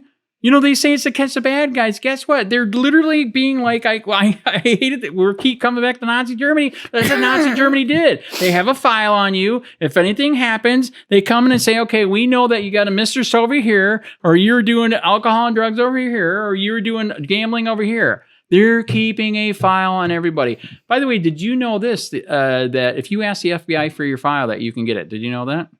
Yeah. Okay, all right. A lot of people don't know that. Freedom of Information Act. That's right. I got about this much stuff on me. Ooh. Yeah, I'm not a good person. I can beat you. Do you know what they say? What? They won't even give it to me. What do they admit they have it? They admit it, they have it, and they won't even give it to me. Are they saying active investigation? Dude, I cannot. This is how bad it is. I don't even live in Lee County. I found out a couple years ago, Lee County Sheriff, who, yes, I've done stories on them because that place is messed up. It's all messed up here, in my opinion. Okay, they've been investigating me for 4 fucking years and won't tell me why. I literally went there. I'm like, what are you doing? And again, Listen, we did a video on a guy, on a sheriff's deputy who worked in the jail. And they called him out of the jail because he's a street guy. He's like, I grew up near the project. I'm a street. He's like, so even if you're a black guy who was raised upper middle class, right? You can't put him in the street and have him act like a drug dealer. Right. He just can't pull it off. It doesn't matter how good of an actor. They can look at him and in 2 minutes they're like, yeah, no. Correct. So, but this guy was, his name was Ray Hicks. Okay. They pull him out of the jail. He's a sheriff's deputy, and they have him doing controlled buys, right? Like acting as a drug dealer. So he's acting as a drug addict or drug dealer. Hate it. People are pulling up, they're buying stuff, selling stuff. The point is he's doing it with other officers. He realizes after doing it multiple times that the other officers are actually stealing money from the people they're arresting. Right. He's like, and then sometimes he's like, they're actually, guys would take off running, they chase him down. And they'd beat him up. Like they really beat on him. And he's like, hey, what are you doing? Right. So he starts complaining about this. Right. And eventually he ends up making the comment, you guys are as bad as the guys were arrested. Y'all should be in jail. That is correct. And they said, Ray, you can't work out here with us anymore. You're going back to the jail. He said, I don't care. Wow. He said, send me back there. So they put him back in the jail. A few months later, they name him in a federal indictment and they come raid his house. They raid his house. They indict him. They raid his house. They arrest him. He's kept in the shoe for something like 4 or 5 months. His lawyers are all telling him like plead guilty. What's the shoe, by the way? Special housing. It's the hole. Okay, all right. Yeah, it's the hole. Yeah, that's what I was getting to. So he ends up fighting the case. Right. He wins at trial against the federal government. Right. So they basically named him in an ongoing task force investigation. They just put him in there. Right. Because he's a police officer. And they said, these guys that are all selling drugs, they're getting their information from him. Right. And he ran all their names and he's been helping them. But the truth is they couldn't prove any of that. And they're all found not guilty. Right. It's like they were actually like, he worked out with a bunch of guys. Right. He's like, so they indicted everybody. Right. Said we were a drug dealers. He goes, even though a lot of the drug transactions, I was actually at work. Right. So we could prove that. Right. Point is that they find him not guilty. A few months later, they arrest him again on another charge. He goes to trial, not guilty. A few months later, they arrest him again, completely different charge. This is Broward County. Right. This time, the district attorney looks at the stuff, looks at all these other cases, and goes, "Yeah," and just says, "I'm not doing this," and I don't know what's going on with you guys, right? And just throws it out. And but yeah, I remember I asked him. I said. Tell me you don't still live in Broward County. He was, of course he says, why wouldn't I? And to me, I'm moving. Wow. Like if it was you, like I'm leaving. So yes, I would like to leave that's what they want you to do. I agree. Yes, they want to keep me in the system because as I've hinted, and we haven't got that yet, they found another charge that's BS. So anyways. Well, they're actively investigating you right now for, you don't even know what it's for. That's where we were. Sorry. That's my fear. You said they would have a 3 or 4 year investigation. They won't even tell you what the investigation is about. Yeah, that is correct. Yeah. And I was trying to use Ray as an example. I'm like, listen, bro, this is what they'll do. Yes. Like, don't get. But again, too cocky. You got to keep living. So so that's why I keep going. So yes, I would actually like to leave. The wife wants to stay. She thinks it's going to be fine. Bullshit. Anyways, yeah. So, all right, so let's get back to the story. So data collection, yes, it's bad. They're doing it. He freaks out that they asked the real question. And now where are we? Okay, after I ran for sheriff. So after I ran for sheriff, also too, that's when Trump is running, okay? Now we're getting back into the rest of the story, which will lead up to lawsuits and getting arrested. So, because I had the fuck Biden flag, so like I said, I got so shadow banned online, which I have the documents for. So we literally have the documents. I don't see you writing any timestamps. I would write some timestamps down if I was you. Make this way easier for you. All right. So what we found out is that yes, they hated what I and others were doing, and yes, they literally had a lawyer write up some paperwork how to teach everybody in Punta Gorda. Then they taught everybody in Charlotte County. Then they taught the whole damn state on how to strike down people that they did not like what they were writing online. And you can't go to South Carolina. Why is that? because of Rogue Nation. Like they're obviously already mounting a campaign against it. Correct. Yeah, I'm sure you already heard. South Carolina's got him locked down now. I mean, his auditing for the moment is so yeah, he's locked down. And and I know that's why they do it. When I was on probation, my lawyer told me you have to quit. You have to quit. Yeah. That's what they told him. You can't go out anymore. You can't do this. Yeah. So that, I'm off probation right now. So we'll keep the story going. So anyways, where was I at? So yeah. So I was out with the fuck Biden flag. Okay.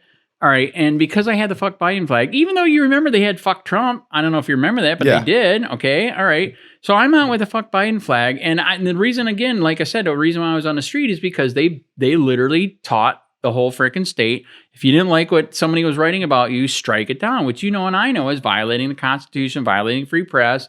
But they did it. All my stuff was gone. So the only thing I could think of was going back. Well, actually, I never did this in my life. I never protested before until the past 3 or 4 years. So I'm in the street and I found out at the same time, in my opinion, it's fun. I am an addict. I like a high. Okay, this is a natural, ephedrine. What do you call it? Whatever serotonin, whatever. And so I was going out there, and and I know with the fuck Biden flag, you get both sides. You get people, Trumpers, like yeah, and then you get this psycho Democrats. They're like, oh my, dude, this is how bad it got. I was assaulted 8 fucking times on camera. I always wear a camera, and I have an extra camera on the sign. Okay, the cops literally told me I cannot defend myself because they will charge me. And I know that's bullshit. So I didn't, because they are so corrupt. I believe them. Right. So I would still have it, and I had my pepper spray too, but I never do anything. So yes, somebody stole my camera, stole my sign. Somebody hit me with the water bottle. Dude, somebody tried to hit me with their freaking SUV. All on camera, every single one. Nobody was ever charged. I even got one where the idiot did it on camera when he stole my cameras. He's on camera giving his testimony and totally purged himself. Totally, he said, I didn't do this, I didn't do this, I didn't do that. I have it all on camera. I give it to the cops. Did anything ever happen to him? No. Nothing. It is unbelievable. So anyways, I found out going out, yes, it's scary. I like the civil rights lawyer that I was telling you about earlier. He used to live here. He always says at the end of his video, freedom is scary, deal with it. Right. And I, like I said, I found out going there and actually talking to people, in my neighborhoods, and letting them know what's going on actually is interesting, fun. You're inciting people into thought. Right. A lot of people didn't know about this shit going on. Like you said, when you tell people stuff, they're like, wow. So that's why you do this channel. And so I was actually enjoying it. And then I found out, too, there's tons of other topics that I'm interested in politically. And they banned free speech. They literally made a law banning free speech. Any word they didn't like, it mainly was the F word. They banned free speech, and so I went nuts. I actually even went to the point where I was trying to offend both sides to be an equal opportunity offender. So I was like, there you go. I even did a fuck Trump one, dude. That's the guy that hit me with the water bottle. So anyways, he was so pissed. I even turned it around. I had fuck Trump and fuck Biden on my poll that day. I'm like, look, I got fuck Biden. I don't care. Anyways, that was it's been insane. Like I said, to me, it is fun. I don't drink or drug anymore, and it is a high, turning people on, almost getting your ass kicked, getting chased, whatever. So they banned it. I got tickets. So in the beginning, you can get a warning, you can get a $100 fine, you can get a $200 fine. This is what I didn't know. Ask him how many tickets I got. How many? 7. Okay, so I'm like, this is totally illegal, unconstitutional. And guess what? With those tickets, you can appeal them in Kangaroo court again, Code Nazi court. Here's what's interesting with Punta Gorda. They have 7 rich white people that are your judge and jury. They don't hire the lawyer that kind of can act like a judge because he knows the law, right? Right. They have just 7 rich white people that are your judge and jury. So I finally did find a lawyer, Rutherford Institute in Washington, D.C., and they said, yeah, we'll help out. This is nuts. And we went to Kangaroo court, and they took my first 4 tickets. This is what we didn't know. It ended up being a freaking circus for 4 hours. They said that in that statute for ordinances for Florida, that if you created irreparable harm, they can charge you up to $5,000. How is holding a sign causing irreparable? They said that I destroyed kids' brains with the F word, and they also said this in the statute. It was talking about. Did they bring the kids in the court? No, in the statute. What are the kids' names? I know, right? Yeah, that's right. And they never brought them. So you have to have a victim. What's the victim's name? I agree, dude. And so here's what they did. They tried claiming that my fuck Biden thing. They also in the statute ordinance. It also talked about how it has to be sexual in nature. They tried saying that it was sexual because I really wanted to fuck Biden up the ass. I am dead serious. They said in Kangaroo court. I'm dead serious, dude. It was insane. So we didn't know this. So like I said, when we go in the court, they're doing ticket by ticket, right? Right. And that's when we found out about irreparable harm. They're all like, I want to charge them $5,000. We're both like, oh my God. And they said, okay, we'll be nice to you. We'll bring it down to 1,000. What? So then the next one comes. We're 5,000 again. That one they brought down to 500, and then 500 and 500, $2,000. And the first Code Nazi court we went to, and I'm not going to pay it because it's unconstitutional, right? Right. Dude, they put a lien on my house for free speech. A lien on my house for free speech. So Rutherford took it. They took it. That one, like you said, you have to get the court reporter. We had the court reporter. Then we did this. You know how court works. And then you give them the transcript. And then you can appeal to real court in Charlotte County. So luckily we got a halfway decent judge there. I was shocked, and he's like, he told us right away. He goes, I'm not going to be overturned, which means he's going to do the right thing. Right. And in the end, he is right. He did the right thing.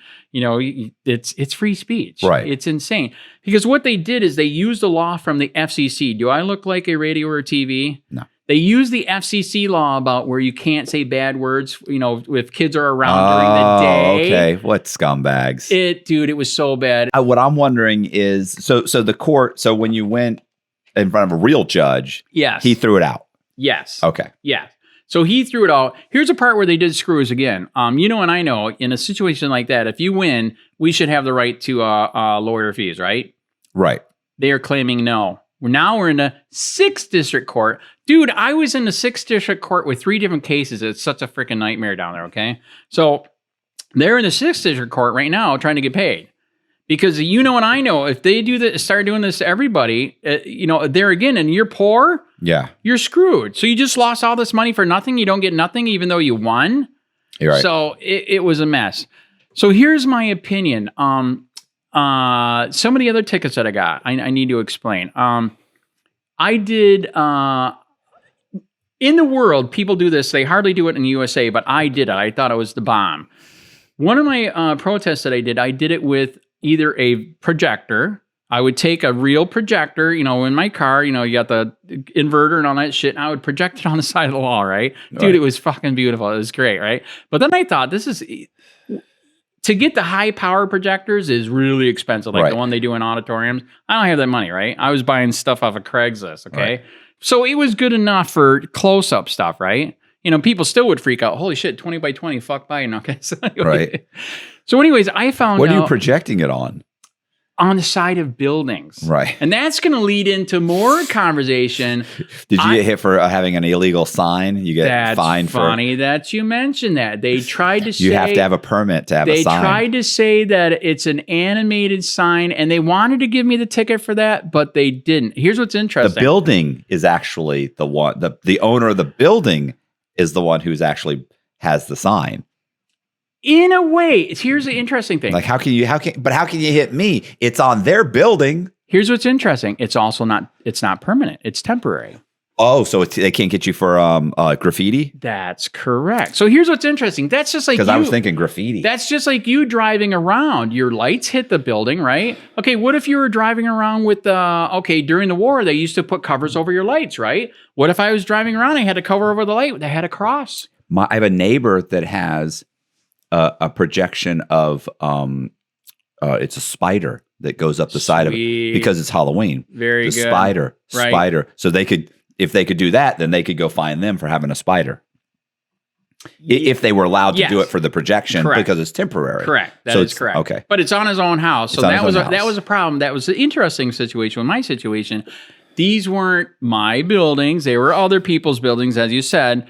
But I thought of an interesting twist. Here's something else they do around the world that they barely do here. And I did it. And now, by the way, I hate to say it again. Now the Nazis found out about it because there is a Nazi party here in Florida. Anyways, and they're arresting them. And like I told you, a laser.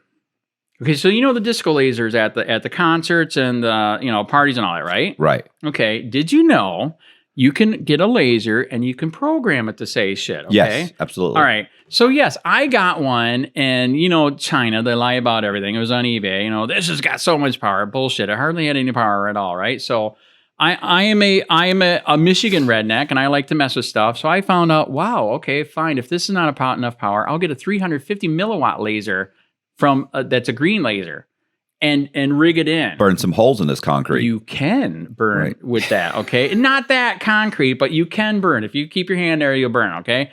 So putting that green laser in, oh my God, dude, it was beautiful. So you could be 50 feet to 100 feet, even more, and you could be shining. So I went with the car, parked it over by the Charlotte County Event Center, which is a government building for events.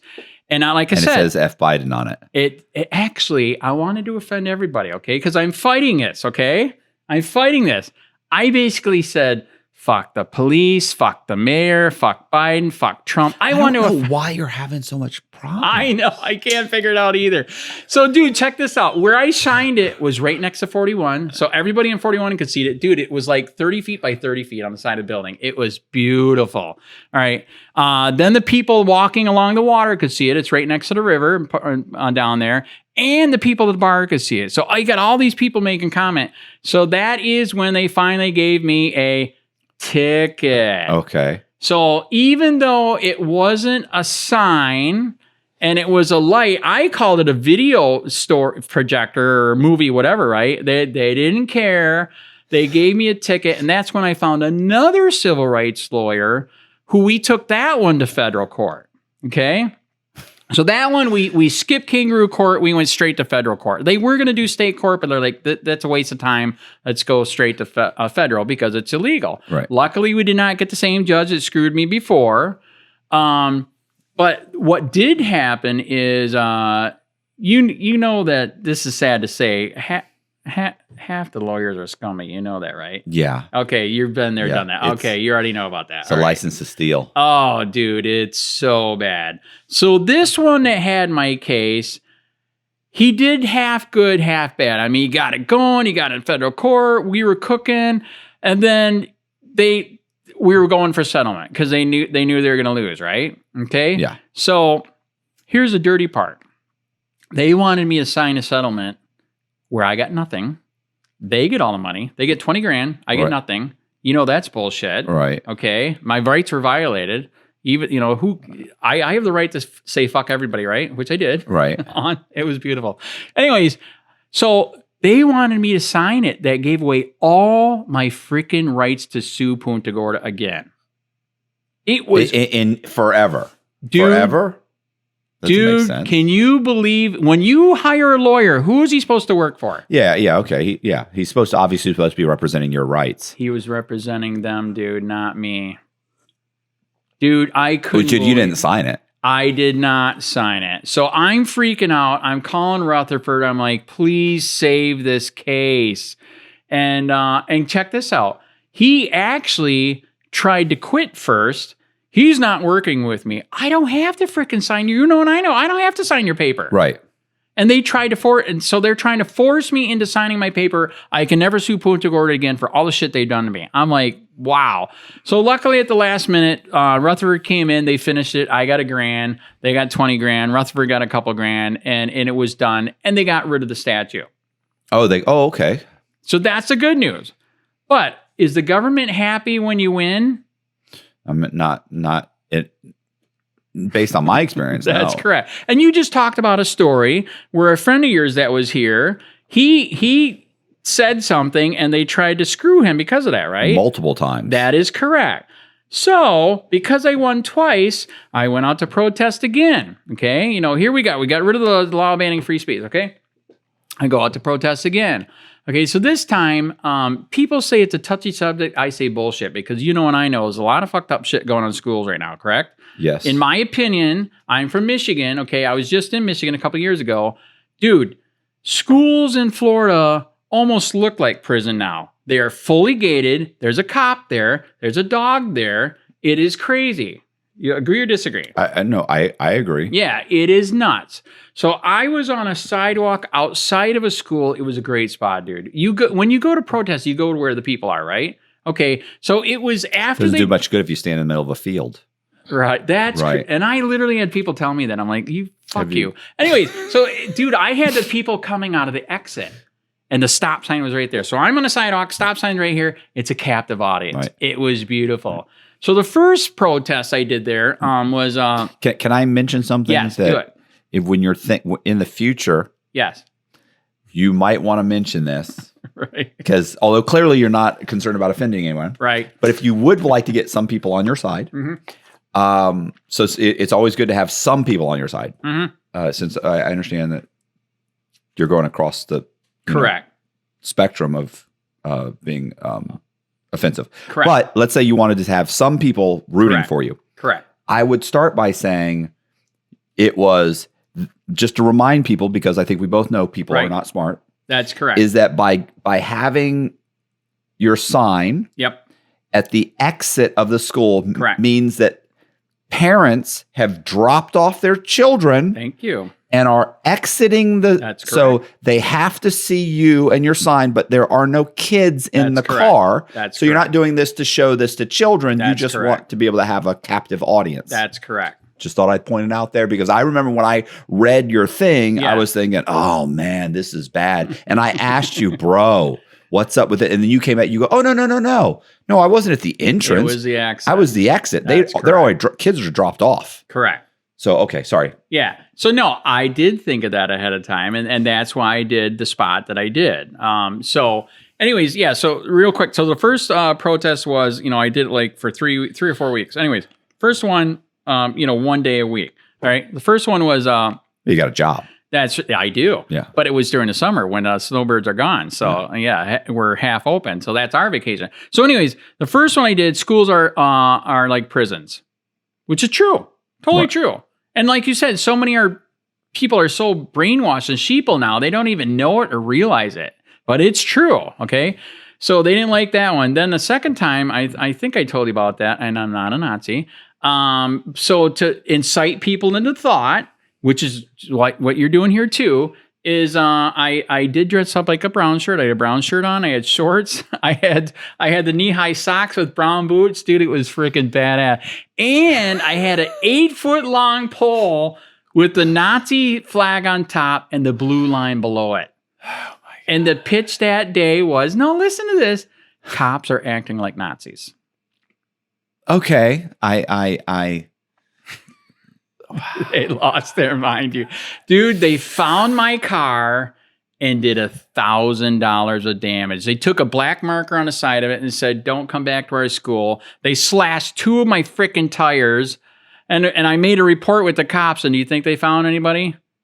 No. Well, I'm thinking that you eliminated their incentive. I know. I mean, it was. But again, it's free speech, and I'm making the point, like you said. That's why you have to know your history so you don't repeat it. And it's exactly what you're talking about. So another reason why I did that there is because, like we're talking about, what did Hitler do? He made the brown shirt youth to turn in mommy and daddy if they weren't swearing allegiance to Hitler. Can I do this?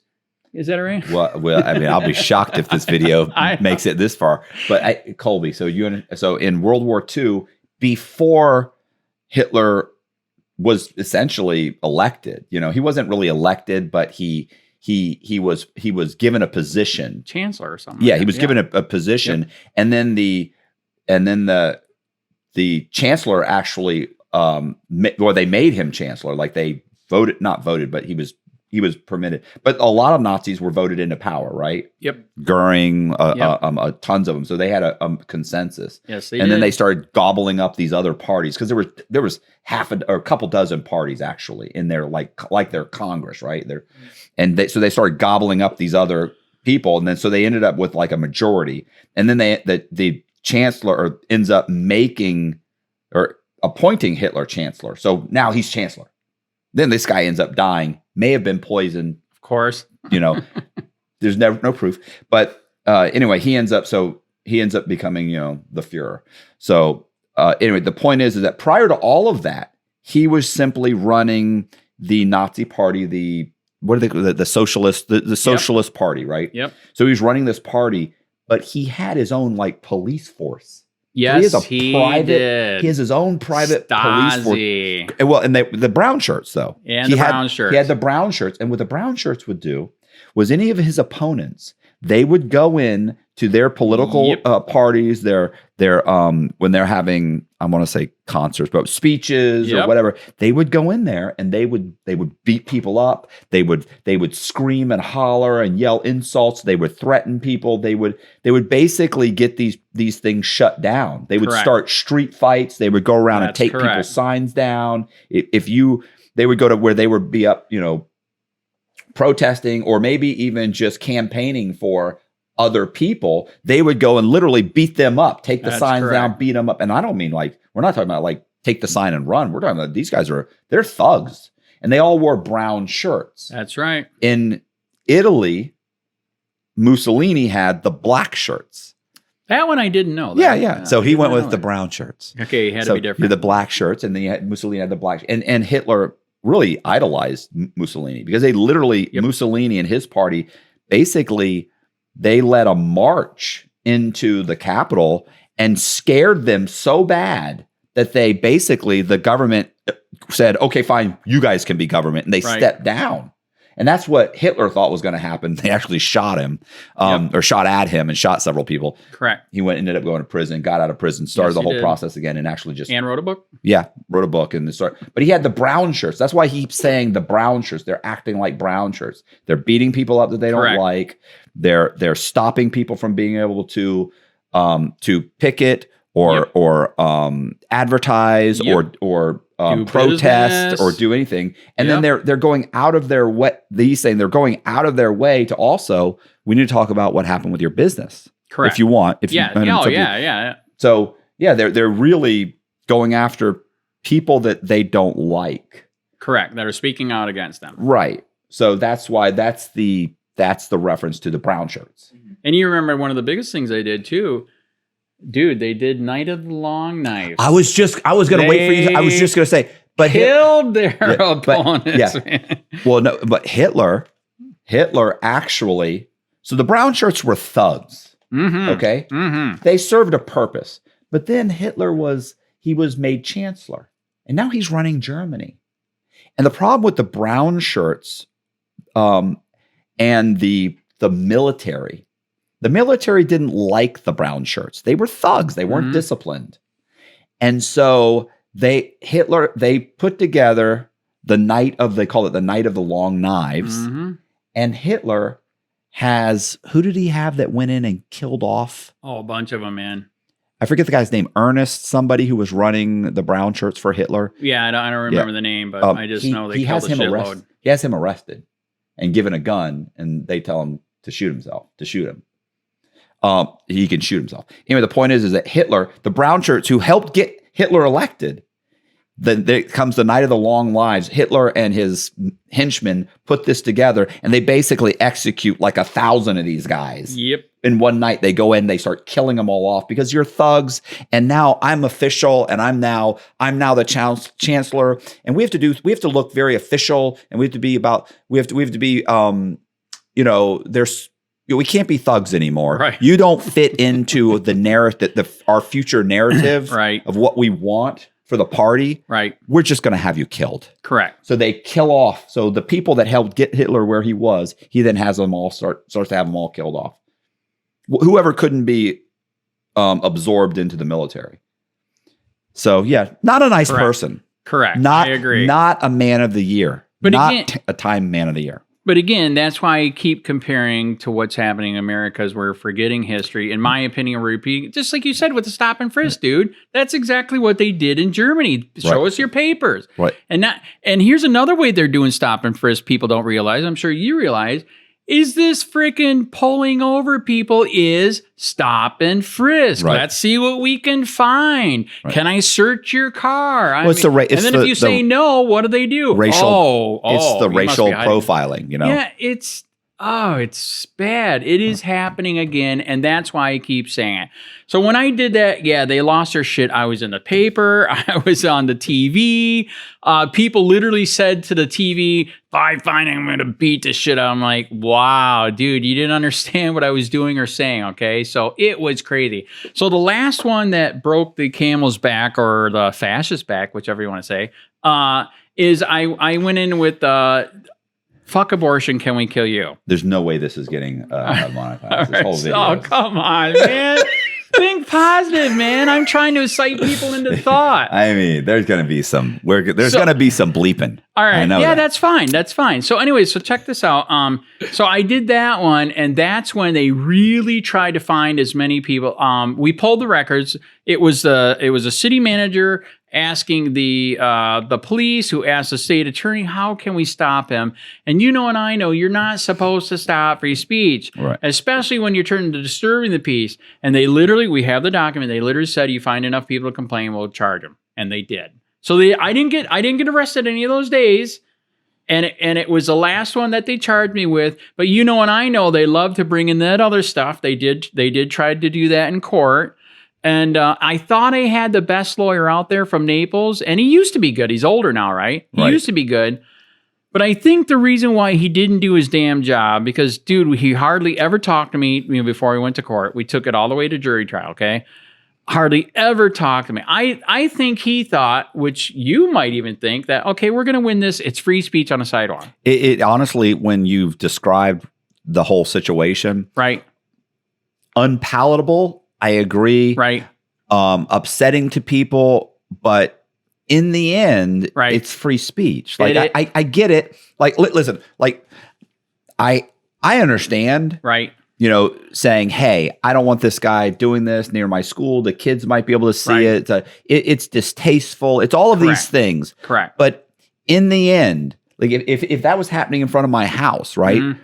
Like I would think, hey, what are you doing? You're being a jerk. Right. Why are you doing this here? Can't you go somewhere else? Can't you? I get it. Correct. But in the end, if someone were to say, hey, man, you want us to just grab him and do this? I'd be like, in the end, I don't have to like free speech. Correct. I don't have to be, I can be offended by what you're saying. That's correct. But that doesn't mean that you don't have the right to say it. And That's correct. What bothers me, well, not what bothers me, but what keeps me from saying, hey, he needs to be stopped is that when I go to say something that you're offended by, right, and listen, people get offended for almost nothing now. I know it's bad. It is really bad. Then I don't want you to stop me. That's right. But the problem is that's not the culture now. The culture now, what they don't realize is to shut it down. Is that it really is turning into, it's a police state. It's Nazi Germany. It is. In the Nazi Germany and the new Nazi Germany. Yeah. Say in the 19, from whatever, 36 to whatever. Right. It really is that. It is. And people don't realize it at all. They don't, because they don't understand history. They barely teach it. People they're passing kids that know nothing. Correct. When we've already talked about this, but it is horrific, and nobody wants to be offended. Correct. And nobody wants to allow someone else's opinion. Correct. And they don't seem to have critical thinking anymore, where now everybody seems to think that everything revolves around them. Right. Your opinion is the most important. And they can't seem to admit that they're wrong. Like I meet people all the time that you can lay out exactly why they're wrong with statistics, with everything, and they refuse to see it. Right. They won't accept it. Right. It's like, and then you realize like you're delusional. That's correct. And it's not a few people, it's the majority now. Right. Like, so, yeah. So although what I would never do what you did. Right. And, I would prefer not to be there, but I wouldn't say, hey, you need to arrest this guy. Everybody ever notice that with everybody now? They're like, that guy needs to be in prison. Yes, it's like, they say it. What? That's correct. Think about what you're saying. That's correct. You want me to respect your opinion. You don't want to respect my opinion. Yeah, and I'm not forcing you to do anything. Only they have free speech, not you. Right. Exactly. They have free speech. And not only that, they want their free speech. They want it enforced by law. That is correct. Like, that's really messed up. Now you really remember what they said in World War II. First they came from them. I said nothing. Then they came for me, and there was nobody to say anything. Yeah. So that's how bad it is. So yes, they charged me. They had all these witnesses. So we go to court. I knew something was wrong, and my friend McLinnis that ran for sheriff up here, he yelled at me when I told him this, because I haven't told a lot of people. I knew something was wrong. We walk up to the courthouse doors. We're literally at the courtroom door. I touched the door. You know what the lawyer said? You sure you don't want to plead guilty for this? You can do a year for this. I'm like, oh my God. It's too late. I'm at the door. McLinnis tells me I should have fired his ass right there and did a continuance. But again, I'm not used to this. I admit when I was a punk kid, I deserved all that shit. I mean, alcohol, drugs, stealing, stupid car stereos. Okay, I deserved it. 6 months in the honor camp. Deserved it, okay? I had no idea what's happening now. Because like you said, that's why I'm trying to incite thought and history, okay? So we go into court, and the prosecutor's telling the jury, he was totally unprepared. Again, like I said, by the way, because he thought we were going to get off because it's free speech, right? Yeah, he figured they'll drop the case probably. Yeah, it's like they're going to drop it. You know that happens a lot. Yeah, they'll push it right to the end. Okay, especially in state court. Yes. Especially in state. So this is what the prosecutor was telling the jury, and I can't believe he didn't fight on this more. The prosecutor told the jury that last day of the doing the protest with the abortion thing, there was counter protesters there. Okay, so a guy and a lady had a bullhorn, put it on siren, freaking this far from my freaking face. You have the video. We have the video. Yeah. This is legally protesting. Where's your car at, Andrew? So anyway, so check this out. So they were counter-protesting me, which is legal. Right. You know it and I know it. And here's another thing, okay? So they're claiming disturbing the peace, okay? They had a bullhorn stuck on siren, right? Okay, they were trying to drown me out, okay? Right. All right. We have no sound law. So even the bullhorn was legal. It's during the daytime. It's just like a car stereo. Yeah. It's legal. So they told the jury that because they were disturbing the peace, I incited them to disturb the peace, so therefore I'm guilty of disturbing the peace, and the fucking jury took that and found me guilty. Dead serious. That's what my eyes were like that day too. I said, I'm like, is this real? I had to pinch myself. I could not believe it. And then at sentencing, they're like, right away, they're like 15 days in jail and probation. I'm looking at my guy. I'm like, dude, I don't have anything here. I mean, when I was a punk kid, 40 years ago, but there's nothing here. And so he tells the judge that, by the way, the judge is supposedly Judge Bell. That's who crucified me. He's supposed to be a Christian conservative, and teaches history. He forgot about the First Amendment. He said, okay, fine. I'll adjudicated. What's that thing where they adjudicated to put it to the side? What the hell is that? What is it? Withhold with what? Yeah, they withhold. Yeah, they withheld. Yeah, okay. They withheld. But he still made me pay a fine and probation. Okay. All right. Then, unbeknownst to me, because I'm still in shock. My friends are there. They're in shock. He said something. This is what I heard out of this because I was in shock.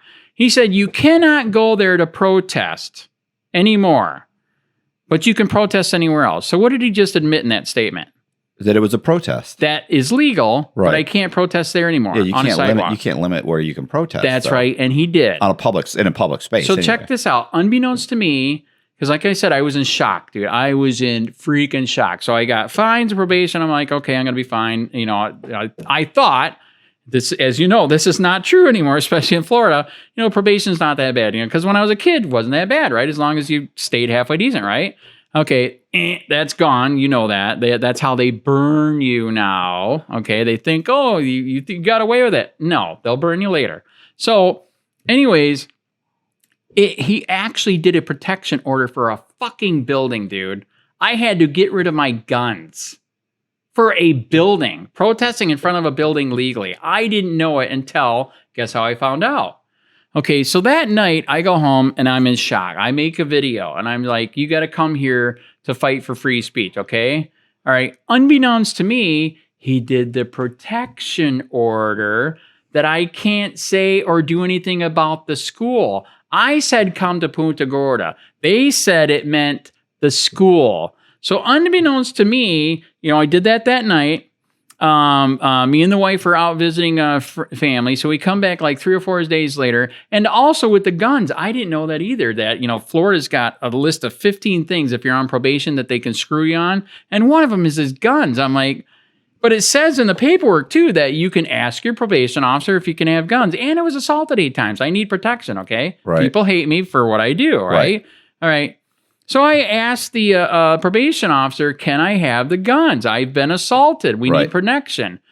So unbeknownst to me, we go on quick, vacation. We come back. I'm at the house. I get the email back. You cannot have your fucking guns. I mean, you should have saw the email, dude. By the way, the email disappeared too. Isn't that weird? Yeah, he took the email down. I don't know how he freaking retracted an email that he sent to me to Yahoo, but it's gone. So he yells at me, of course you can't have guns. So I'm like, I'm calling my friend, dude, you got to get the guns. Okay. I asked and he denied me. Okay. Right. I don't know if you know this one too. You've been through the ringer, so you might know. I was supposed to meet with him ASAP. Once you're sentenced, the next day you got to go talk to him, right? Right. Yeah. He never did.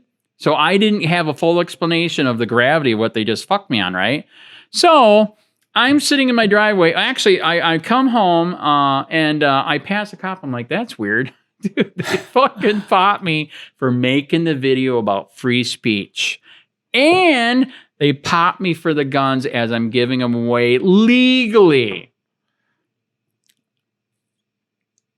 So when you say pop me, you mean they violated your probation? They came and arrested you? Twice. Correct. Dude, it was so dirty, man. How much did you actually bond out? So here's another probation violation. Yeah, you have to go in front of the judge. That's correct. So here's another fun part. As you know, that's a technicality. Okay, all right. Both of them were bullshit mistakes. I would say if there's a technicality, you shouldn't have been arrested. So we're talking about Charlotte County, one of the most corrupt places. Like I said, I tried to get a lawyer who found out he doesn't want to go here because it's so fucking corrupt. So check this out. So my lawyer, I got a different lawyer because the first lawyer sucked balls. Right. So I get this bulldog in town, Kevin Shirley, he's known as the Bulldog. And I hire him. And so here I am, I'm in jail. I'm like, oh my God. And so we asked for bond, okay?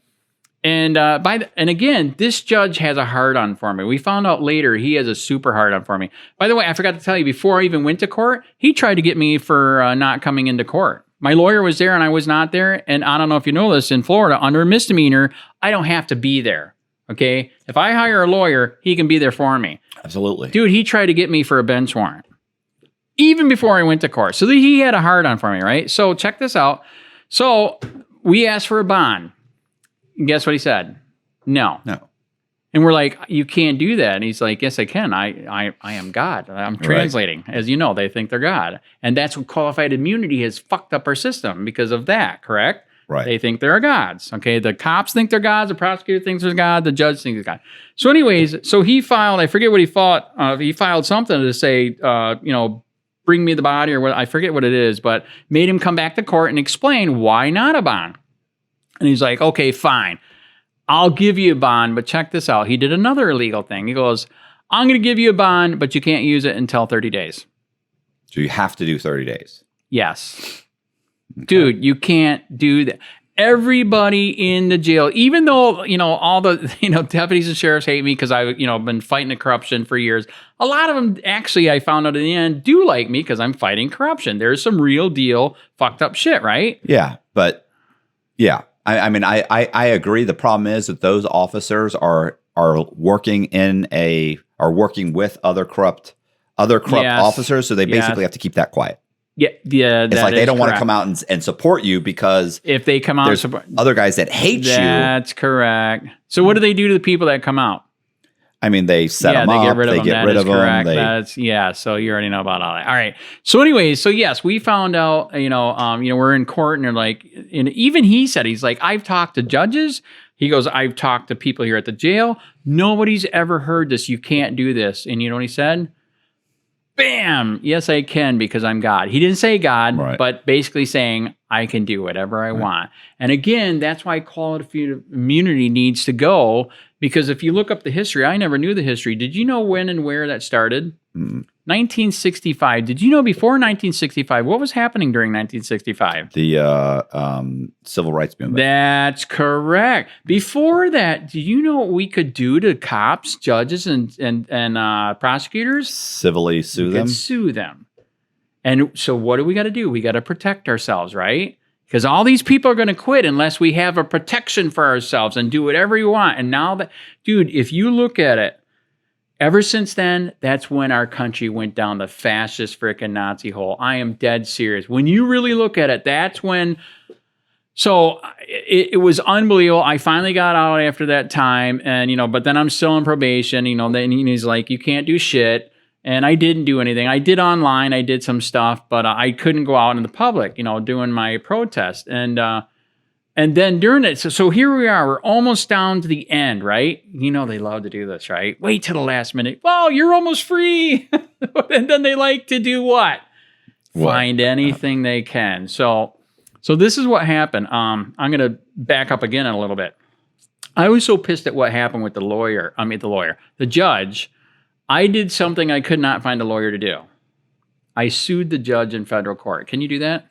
You can, but there's a federal law now that says that. Then they call it like they'll call it like it's almost like terrorism. They consider it terrorism. They didn't say that, but there's tons of laws that says yes, you can't do it, especially while the case is going. I was still on probation, right?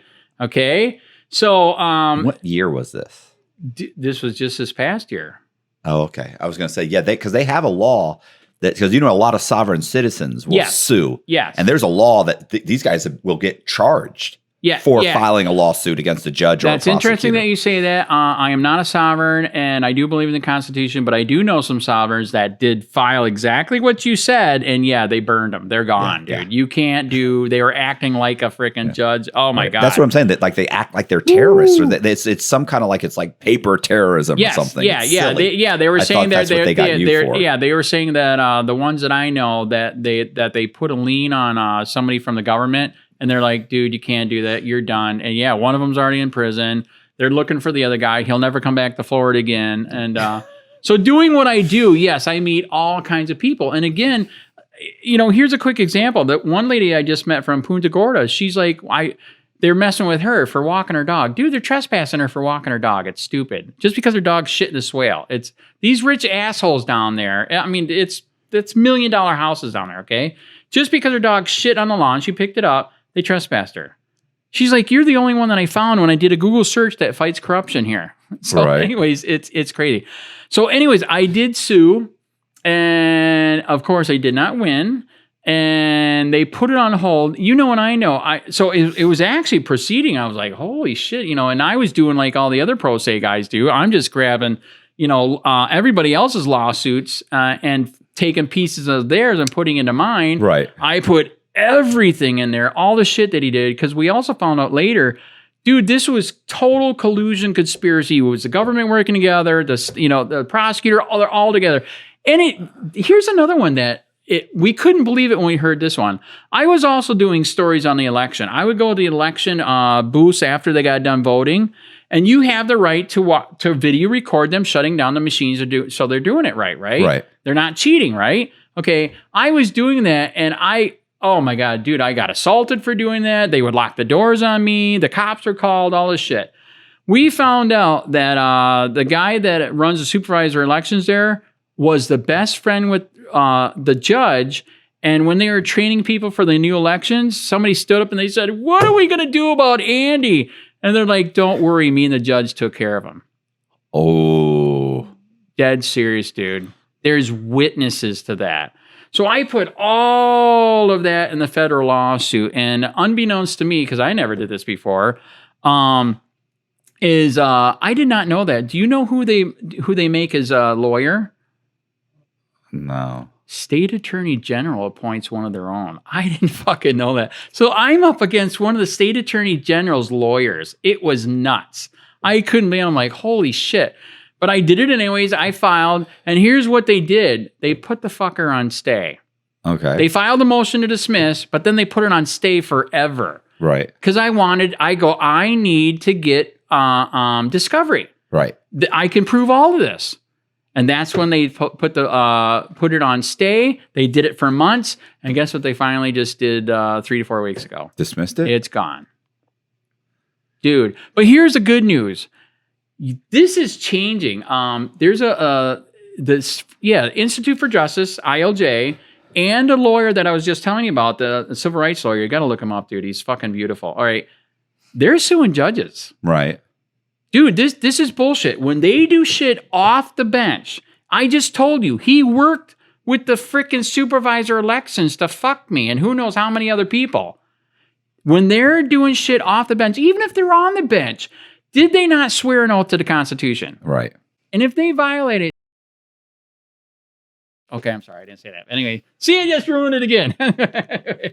Right. So anyways, oh, by the way, he would not recuse himself either. No, they never want to recuse. It took him forever. He finally did. Oh, okay. So, but this is the reason why he did. Okay, so I'm on probation. I'm still, dude. They kept dragging it on for months and months for the technical violations I did, right? So they kept dragging it on. I'm at the 11th frickin' month. Okay, and actually at the 10th month, we should have went to court and finished it. On both charges, it's bullshit. I was not guilty. I said protest in Punta Gorda, not the school. And on the gun. You're out by now. Huh? But you're out of jail by now, right? No, it gets worse. So anyways. How long did you do in jail? I was in jail for the 30 days like he said. Right, and then you got out. Yeah, then I got out. Okay. All right. So, but they tried to put me in for that trespass for the sheriff, fuckers. Anyways, luckily at that time, I talked to my probation officer. So in the beginning, he was extremely hostile. Dude, when I walked in to talk to him the first time, he goes, if you even fucking pass the white line, I'm going to write paper on your ass. I'm like, holy shit, man. This is not going to be good. I literally told him that day, I'm like, dude, mellow down. I said, we're appealing the case, which I did. And we're going to have a civil rights lawyer on that. And isn't that weird? After that, he mellowed down. He knew that he looked into it. And he's like, yeah, this is fucked up. And he was decent, all right? On the trespass, he's like, just don't get arrested. I know that the trespass is bullshit for the sheriff. And I couldn't believe it. But I knew something was wrong because they kept dragging the case on, right? We're at the 10th month. It should have been done. And probation should have been done. As you know, you can get rid of it halfway through. Okay. Right. Didn't happen. I gotta be a squirrel and circle back for a second. Yeah. I did appeal, okay? And what happened is we did go to the 6th District Court, and this guy is really good, 70 to 75 years old. He's been a civil rights activist lawyer in Fort Myers forever. And guess what the appeals court said? Well, they denied it? What? They said, fuck you, it stands. Right. This is what's worse. They wouldn't even give us in writing why.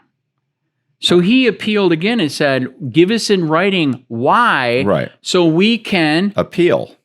Right. Because what am I going to appeal if you just say it stands? Well, then what am I appealing? Then guess what they did again? What? No. Denied again, dude. That's when he said, stop, give up. The court system's fucked. He said, I've been seeing it coming and now it's happened. And you know what's crazy? He knew before I went to court, when he saw that I was arrested in the beginning, he called me. I knew him from years ago on trying to get him for another case. He called me. He's like, dude, call me when you lose. I'm like, that's negative. He goes, I literally said that. He's like, call me when you're done. And I'm like, holy shit, he was right. I got railroaded. He knew it because he knew who the prosecutor was. His prosecutor's fucking evil. It's a Canadian with long hair. Right. He was a Nazi. Isn't that weird? He keeps saying Nazi. Anyways, so I called him and he tried and he lost. And dude, that's when he said, just quit. So what we're doing right now is we're trying to get, we're trying to wait for the judge to retire. Rumor is he's supposed to retire. And we're going to try to go for ineffective counsel because the fucking lawyer I had in the beginning sucked balls. Because again, he thought they were going to throw it out. It's free speech on the sidewalk. So is this a criminal case? This is criminal. Yeah, that was a criminal case. So, I mean, so you're talking about filing a 2255, right? I don't know the number on it. But, you only have like 1 year. 2. Oh, you have 2. So here's what's interesting, too, with the civil rights case. I was going to say, for criminal, you typically have 1 for year. Criminal to do, for a criminal case where you want to get rid of, have a new case because your lawyers suck. Yes. Okay, ineffective counsel, 2 years. So we're waiting to see if the judge is really going to retire. This is what's interesting. It must be civil. It must be there's something's wrong because it's 1 year in criminal. But so something there must maybe if it's a misdemeanor or felony, there's a difference. I don't know. Oh, I mean, if it's a felony, he's been doing it. He's been doing it for 70 years. I believe what he said, and I've had other people say it too. It is 2 years. Okay. Well. So on the civil rights side of it, and I know a lot of lawyers won't take the civil rights case until you win, which actually nowadays that's changing because they know the system is so damn corrupt. Right. Okay. So we're still going to wait to see if we can get ineffective counsel. We're waiting to see if that first judge will. This is what's weird. I don't understand with my lawyer. If he recused himself and we want to go for ineffective counsel, shouldn't we be asking the new judge they put on the case? Yeah. You agree? Yeah. Yeah. So I don't know. I'm doing what he said. I'm waiting to see, hope to God, because the guy's old. Everybody's retiring there. There's a bunch of old farts there. So we're going to wait for that. If that doesn't happen, like at least by the end of the year, then I'm going to say, fuck it, pull the trigger. Let's try. We got to try. Right. And I know in a civil rights case, you have to exhaust everything before you can bring it. And getting crucified in the 6th district, like I said, dude, that and I know that's disgusting. You can't even, you pussies, can I say pussy? Won't even give us a freaking review why you threw it out. Right. Oh, come on. Well, they're trying to shut you down. Yeah. Thank you. Huh. So here's where it gets interesting. So all this shit happened. We're getting near the end. We're finally getting near the end. So this is how they fuck me again. And I know, just like they did to your friend, they just keep looking for more shit, right? Okay. I was doing a story on losing the case for the right to film. Okay. All right. And I got a call, and at the time, I thought he was my best friend, Jeff Gray, on your oath, who's done tons of lawsuits. He makes a shitload of money off of his YouTube channel. I thought we were best friends. I come to find out later that was fake. So he turned me in. They're claiming a phone call. My fucking phone call. They're claiming I recorded my phone call with somebody, and he fucking turned me in. An auditor turning in an auditor. I fight civil rights, he fights civil rights, and he fucking turned me in. What was the phone call? What? I don't understand. I can't get into the details because the case is ongoing. Okay? It's my fucking phone call. Right. I didn't tap any goddamn wires. And I know that's what it is. Right. That's what it used to be, the 1980s. I'm old, dude. You're old enough. You remember the dial, right? Yeah. I didn't touch anybody's fucking wires. So anyways, because he was aware of the story too on the case being fucked up, right? So anyways, yeah, he turned me in, and yep, here we are. We're down to the 11th month on probation. And I will be honest, I did know about it, and guess how I found out this time? Okay, Freedom of Information Act. No, actually. This time, who was it that came to me with the information? Yahoo. Yahoo said, Andy, there's some police here that want all your information. I'm like, oh, fucking God, are you serious? So I didn't know for what, where, right? So I got their paperwork. Well, no, I did. It took a while to get the paperwork, but I got the paperwork and I started reading. I'm like, well, first I didn't know. I knew the date. I knew the date they wanted, okay? And so I started looking through my history, because we got calendars, all that shit. I'm like, okay, what happened? Okay, that same day, this is the trip. That same day we won. Okay, we won in state court. But that same day, too, was a supposable phone call. Okay. Right. And I'm like, oh my God, are you kidding me? And that's when I knew. So I didn't know if they were going to pull the trigger because this is what I did do. I pulled a shitload of records from across the state. In fact, I know an ex-cop too, multiple ex-cops and real cops. They hardly ever go for this because and I know in this day and age, Jesus fucking Christ, it's called a cell phone. It's on speaker. I'm not saying I did it, but you know what I'm saying?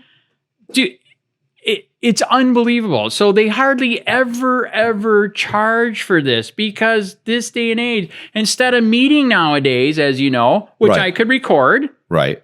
Now you meet on a phone. Right. Especially if it's on speaker. Right. All right. So it is nuts. I pulled records from across the state. They hardly ever charge for this because it's stupid. Hardly almost all states, it's one party, correct? Yes. Yeah. And I even got a hold of Project Veritas' lawyers, and they know about the problem here, and they agreed that this is nuts. This is stupid. In this day and age, are you kidding me? So they said that they would take it if I did cash. And I know that's wow, a lot. Okay, I'll just say it. They said 150 grand. Like, dude, you're fucking high, man. So anyways, they said, well, or we can get all the civil rights lawyer, there's civil rights organization across the country, right? He said if we could get all together and fight it together, then we would all do amicus briefs together, but you would have to get everybody together. So that's where right now I'm waiting for court on that. Yes, I was arrested again. So here's what's interesting. You know about this shit. Okay. When they popped me, what was I going to say? Yes. You actually might not know this one. Do you know what they just passed in Florida? No. And I didn't think it was going into effect until later. On probation, they just passed, dude, this is, in my opinion, unconstitutional. If you get popped on probation, no bond. Okay. That's bullshit. Yeah, because you have the right to bond. That's assuming that you are absolutely guilty just because you were arrested. That is correct. Right. So check this out. I agree. They had something like that before if you were a really bad guy. Right. And in fact, that came from a guy down in Fort Myers that was out on probation and he killed a cop. So therefore, everybody's guilty that violates probation. So they had a law similar with him. If you were a really bad guy, they could keep you without bond, right? So I still think it's all because of me that they made a law, just signed it, busted on probation, no fucking bond. Dude, I was going to be stuck in there until this was done. Right. So then I had to rehire the lawyer again for the new case, okay? Because this is different. He was on the probation violation. So this is where it's at. And I know. So here I'm in there. When did he start talking? I think it was in there for like 20 days, I was in there for 10 days. So he's trying to get a bond. And that's when I heard from the judge, well, the new law states no bond. I'm like, oh my fucking God, they already put it into effect. And by the way, that new probation violation thing, it's worse than that. And I know, I hate vagueness. And in law, are you supposed to have a vague law? No, that's illegal. The new law now states no weapons. So that could be anything. That could be the knife you use to cut your bread, or scissors. It's that a bow and arrow. Bad. It's that bad. It's that. It gets worse than that. You know what? I give an example to a lot of people. What was one of the first things in the Bible that was a weapon?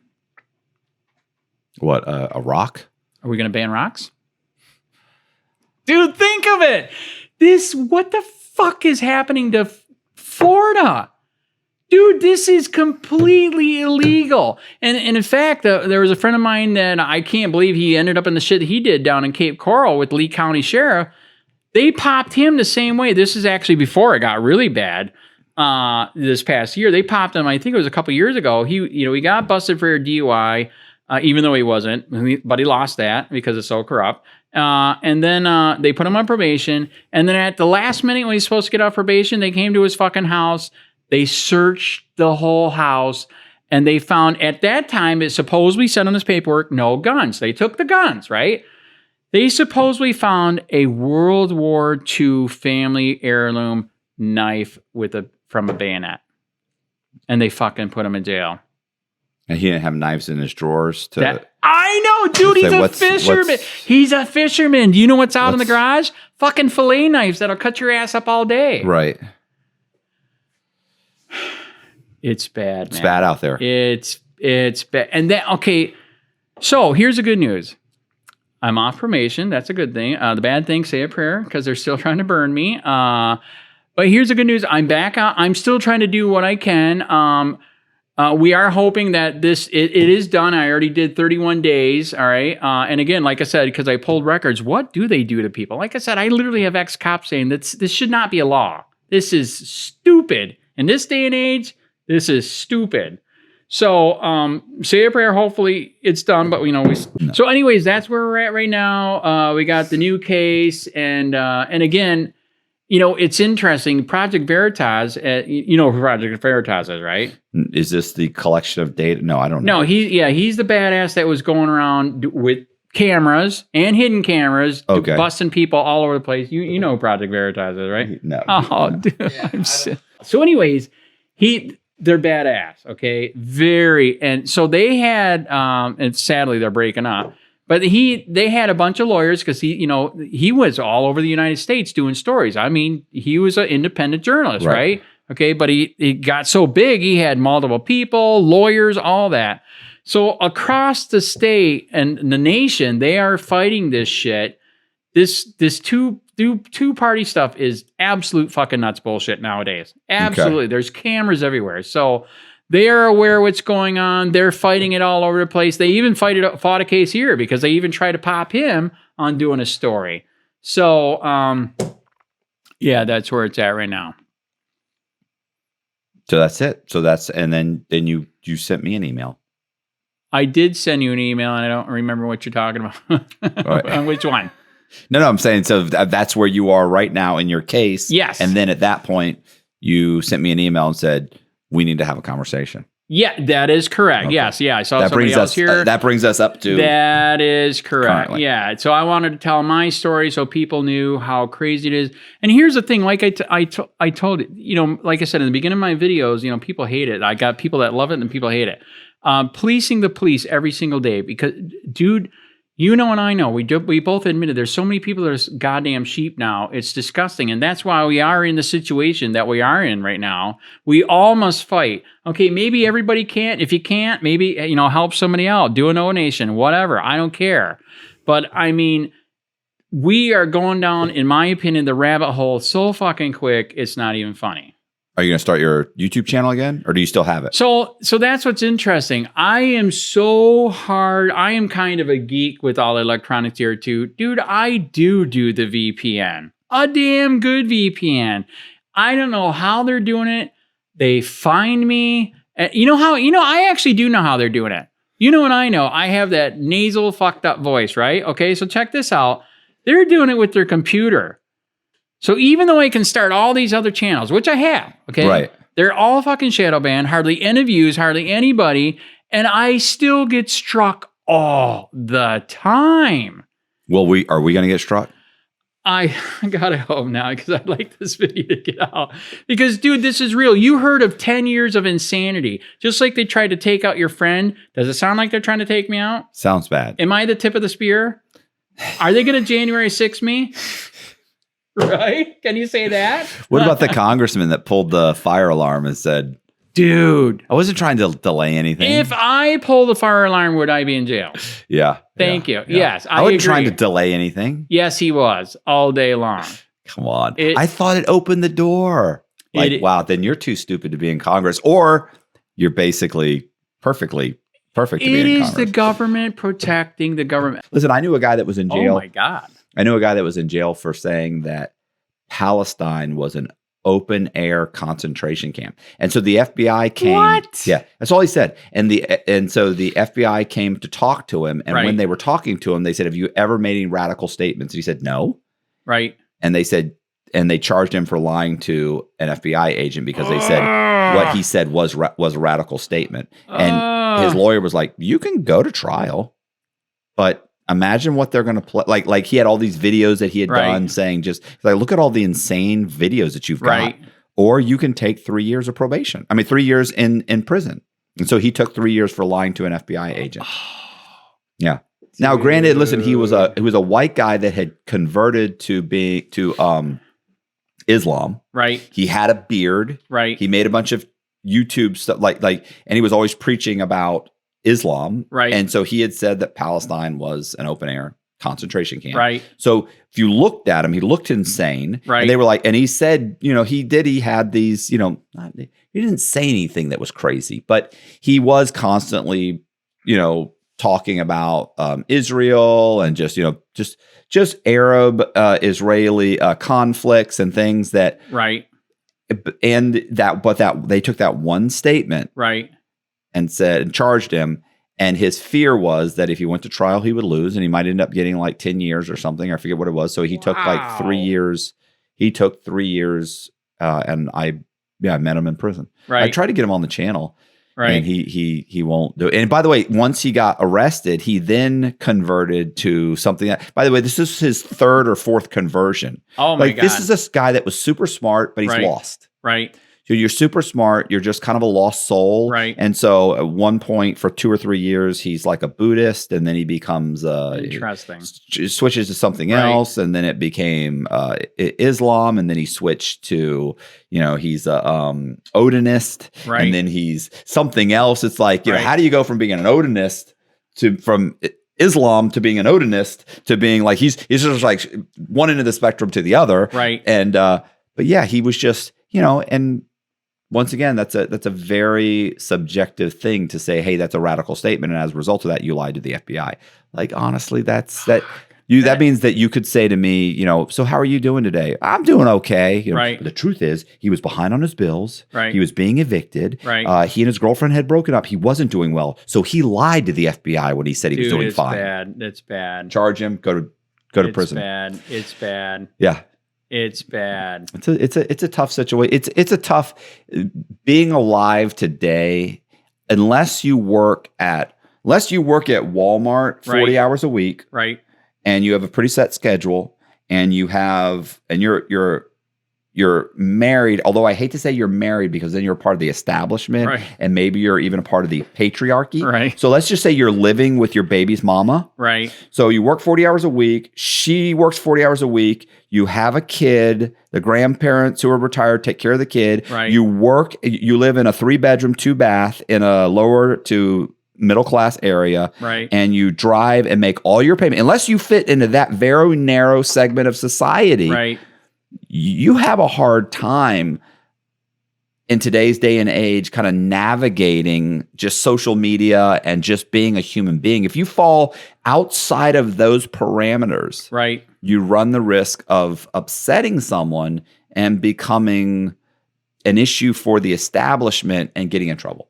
They really do just want workers that go to work, come home, take the official vacations, right, tote the party line, right, and don't step out of line. Right. Don't complain. Don't step out of line. Don't say anything offensive to anybody. And as a result, you'll get through life. Like, it's not a hard formula. To be honest, it's not a hard formula. It just does crush your soul. So do you want to go on your knees or standing? Me? Yes. I mean, I'm going out on my knees, to be honest. I already tried to stand up. Right. They let me know you're not that guy. And now I know I'm not that guy. So now I'm just doing this. And this is a modest protest. This is modestly protesting within the. That's interesting. That's right. It's what prison taught me is. Did you hear me say prison? Like I went prison. What prison taught me was I'm not a gangster.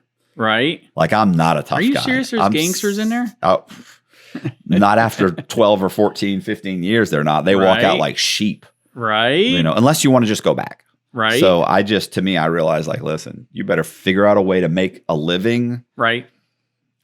Just being who you are and just being able to talk I got lucky in this platform, which didn't exist prior to prison. Right. This platform now allows me to basically just interview people that I think are interesting. Right. And have interesting stories and put it on YouTube. And luckily it's been doing well. I have pushed the edge of the envelope a few times recently. I would say this is one of those times where I have someone on that YouTube might be going like, you were doing so well.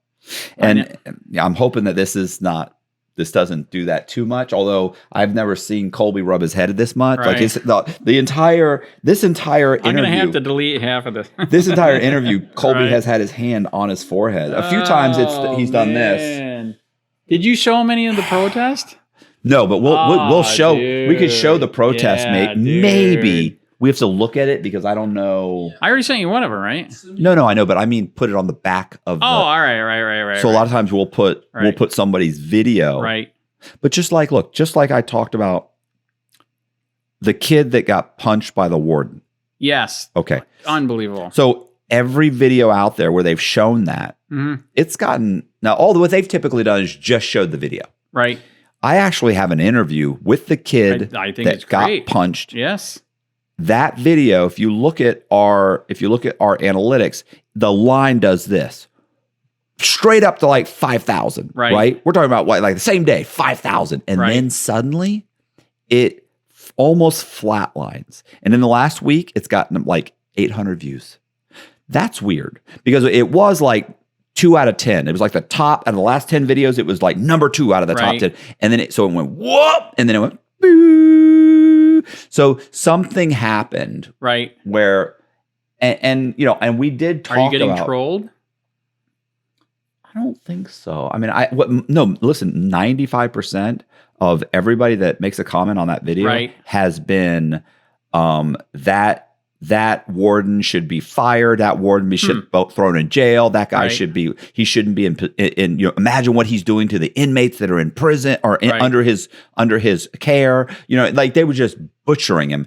1 or 2 people are like, "Oh, you mouthed off to the guy and you messed around and found out." There's always some asshole out there. FAFO. I hate that thing now. Somebody who thinks there's always some jerk off who thinks, "Oh, you looked cockeyed at the guy and he punched you in the face. That's okay." No, it's not okay. It's not okay. You don't get to punch me in the face. That's correct. And that means that basically now you're offending me by saying that. Do I get to attack you? That's correct. And that's the problem, is that these guys, people aren't smart enough to understand what is a legitimate reaction to being offended. Correct. And violence isn't that. That's correct. So regardless, that video, which I thought was going to do amazing, I thought I would too, man.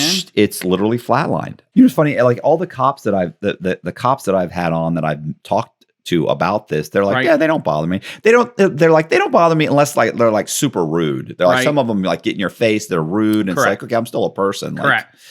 Like there was a good chance like I am going to be offended because you started calling me names and got in my face and started screaming and yelling at me. It was like, what are you doing, man? Right. So, but yeah, I do. It's almost so funny as I watch those videos. I don't know. They keep coming up on my channel, and once you start, I'm like, well, why do they keep coming up? They keep coming up because you keep watching them. Stop it. So I'm like, stop watching these things. Right. But I do every once in a while. I typically watch them until the guy till the First Amendment auditor is obnoxious, and then I usually click it because I'm like, I was on your side, until you became belligerent to the police officer, Like, don't be belligerent. Like, just say, hey, I'm sorry, officer. I don't have to give you my ID. Right. Like, you pulled me over for no reason. You can't tell me what I did. You can't tell me anything. Or I was sitting on the side of the road eating my sandwich in a public area. Correct. And you pulled up and said you want to see my ID and search my car. That's why? Correct. Well, I'm investigating what? Exactly. So that sort of thing. So that bothers me. It's once again, it's the let me see your papers. So I will admit that I have gone off on some cops, but here's an example. I forgot to mention this in discussion. So in a 1.5 period, I think I told you this. How many tickets did I get? I don't know. 22. speeding ticket or traffic tickets? Trespassing and tickets for free speech. 22 freaking tickets. That's how out of control it is there. So is there a certain point where you agree that you might want to be a little bit pissed off at a cop knowingly harassing you? You know what I mean? I hear you. Yeah. I mean, at which point, I give an example a lot of times too. You remember our founding fathers, right? Yeah. Okay. Do you know who turned them on to freedom? No. The pastors. Do you know what the British police did to a pastor when they would see him? They shot his ass dead because they're waking up the people. The pastors are saying, God said you have the right to be free. And that's who woke up the founding fathers. And by the way, do you know what? Do you know where the 3%er came from? 3%. It was only 3% of America that took our freedom from the Brits. Only 3%. Most of the people were against it. Because they like being sheep. It was stupid. Even back then, they were sheep, okay? Right. And there's another fun fact I like to tell people they don't realize. Okay, do you realize who, I'm not saying I condone this. Now, who were the founding fathers killing? Well, I mean, soldiers, obviously. The Red Coat British police that were violating your Fourth Amendment, entering your house, writing a writ on your door. They're trying to take your gun, and they're trying to tax you. Now, here's a question. Have we far surpassed that in America now? Yeah. Yes. You ever heard of a book called 3 Felonies a Day? Yes. Yeah. There. Dude, that's proof right there. Dershowitz hit the freaking head on the nail. Everything's illegal. Yeah, I was going to say, my mother, you know the pill cases? Yes. So you take your medication out. So let's say, you have to take medication every day. Like say you have 3 or 4 different pills, right? Right. And maybe you take ibuprofen too every day because you're 60-something years old. My mother would take those pills and put them in. Monday would have these 4 and this one and these. And so she'd have like 6 pills in Monday and Tuesday. And she'd break them up. That way, when you've taken your pills because it's a common problem for elderly people. They'll take their pills and then 2 hours later, they're like, that's correct. Did I take my pills? And they take them twice. They get sick, whatever. Right. So you put them in the days of the week. So you pop it open, you take the pills. Right. Now I know. Obviously, I took them. It's gone. Right. So that's by every single time she opened a pill and put it into another container, she committed a felony. Every one of those is a felony. That right there, if she's taking 4 pills a day, that's 4 felonies a day. She's by taking it out of the official prescription. Wow. If you said, oh no, well, I always take them out and put them in this other pill box that's not labeled, guess what? You've just committed a felony. So people every single day don't realize that there are so many laws. Yes. They want to charge you with something. They'll charge you with yes, it. they can. Yes, absolutely. Either walking, bicycling, shopping, in your car. I agree. It is out of control. And again, that's why I do what I do. Like I said, when they banned me when I was on probation from going on the street, I still tried to do what I did online, still pulling records. But again, when I finally got back out after probation was done, I mean, I literally had people said, not everybody, because I have a lot of haters, they said, thank you for coming back. Because nobody else was there. There was one guy that tried for a while, and guess what they did to him too? They hammed him up, dude. He was out there for a while, and only took a couple months. And in fact, he was even pushing it. He was also doing, and this relates to your solo yakker thing, he was also doing open carry fishing. Oh, some of the videos that he got. Yeah. Oh, dude, it was bad. And I know it's your freaking right. And like you said, if you're speaking out against them, and you have the book called 3 Felonies a Day, you're kind of fucked. But at the same time, if you don't say anything, it's only going to get worse. You know what I'm saying? And I know, slowly but surely, more and more cops are getting charged, right?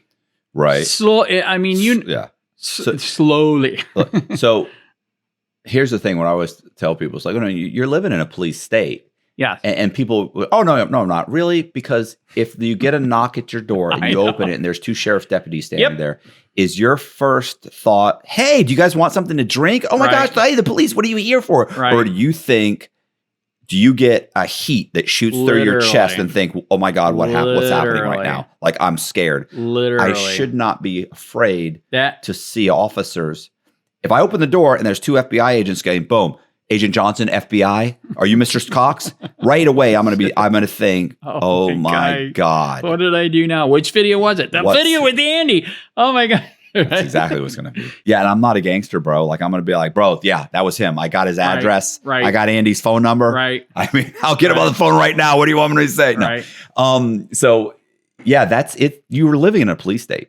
And that's why I'm just trying to do what I can do to expose, let people know. Like I said, I literally have victims contact me because they don't know who else to contact. Right. Lawyers won't even talk to them. I mean, you almost cannot get a civil rights lawyer here in Florida anymore. You almost cannot get any lawyer to do a records lawsuit anymore. Oh, listen, lawyers are the worst. Lawyers are the worst. Are they working for us or the court? It's a tough call. I know, right? There are, look, let's face it, there are some great lawyers out there. The problem is the lawyers that really make a ton of money. Right. They're working within the machinery. It is machine to get a chunk of money, get you to plead guilty. Correct. But their main goal is to get a chunk of money. Like, there's no very few lawyers that are out there that are saying, hey, I need to stand up for this person or that person or that. Right. Those are the guys that basically are scraping by. Right. They're never going to make a ton of money. They're constantly going to take guys, and regardless of the amount of money they can pay them, and they're going to stick with them. I can tell you right now. I can't tell you how many guys I know that paid their lawyer $45,000 or $50,000, then got found. This is federal. Then got found guilty, went to prison. That lawyer doesn't answer their phone call anymore. It's like, I paid you $50,000. Wow. I was found guilty, or I pled guilty. You convinced me to plead guilty, right? And then I ended up getting 5 years. And now you won't answer my call. What always happened was, it was like, you won't send me my paperwork. You don't even answer my call. Right. So what they always do is, you always say, if you're in prison, it'd be like, great, what's the guy's name? Okay, we're going to have you write a letter. I would have them write a letter to the bar. Right. And as soon as you wrote a letter to the bar would immediately, hey, bro, what's going on? I'm sorry. I've tried to contact you. You didn't get my letter. Right. It's like, stop it, bro. You didn't try and contact me. Right. You just got the letter from the bar. Well, you don't have to continue with this complaint. What do you need? I'll send it to you. Right. Go ahead. Look, remove the complaint, right? So we can just get rid of this, and then I'll send you this stuff. No. Right. No, send me the stuff first. Wow. Because that's something they'll do too. They'll get you to drop it. Right. And then they'll stop answering your call. Like, they know how to work the system. Sad. I'll tell you another one. I've said this before. This is comical. It's that state lawyers, guys will have a state lawyer. Like, let's say that a drug dealer, he sold some drugs. He got pinched. Right. He got probation, 3 years probation. Right. And then, whatever. And then maybe he gets caught again. He does something else. He goes to the lawyer, whatever, got a traffic ticket, whatever. And then one day he ends up getting indicted, and there's like 12 people on the indictment. And it's like let's say there was a task force. Task force are typically run and operated along with federal law enforcement. So it's typically local counties. Right. But the guy that's kind of putting it together is typically like the DEA, FBI. They work with them. Okay. So there's 12 people arrested. Right. And the lawyer can look at what's happened. Right. And go, oh, this is going federal. So what happens, they'll say DEA is involved, FBI, DEA, there's this much drugs. This is definitely going federal. My guy is going federal. And you come in to him and you say, hey, will you represent me? You represented me last time. Right. And he's thinking that was a state charge. Right. This is definitely going federal. But right now, it's still state. You're just the guy that got arrested. You don't realize it's going federal. Wow. So what he says is, okay, listen, I can represent you on this as long as it stays state. Who arrested you? Oh, the local task force arrested me. Okay, so the local guys, right? Right. So you're in local custody. So has anybody talked to you about it going federal? Or no. Okay, right, because how much drug? It was just a little bit of drugs, right? Yeah. I'm just low level guy. Okay, great. I'll represent you. So give me $15,000, right? And I'll represent you on the state case. Now, if it goes federal, right, I can't help you, but I can represent you. But obviously, you're not a big time drug dealer. No. So it's going to stay state. Right. Yeah. Okay, give me $15,000 and I'll represent you. So your family scrapes together $15,000. Right. You get $15,000.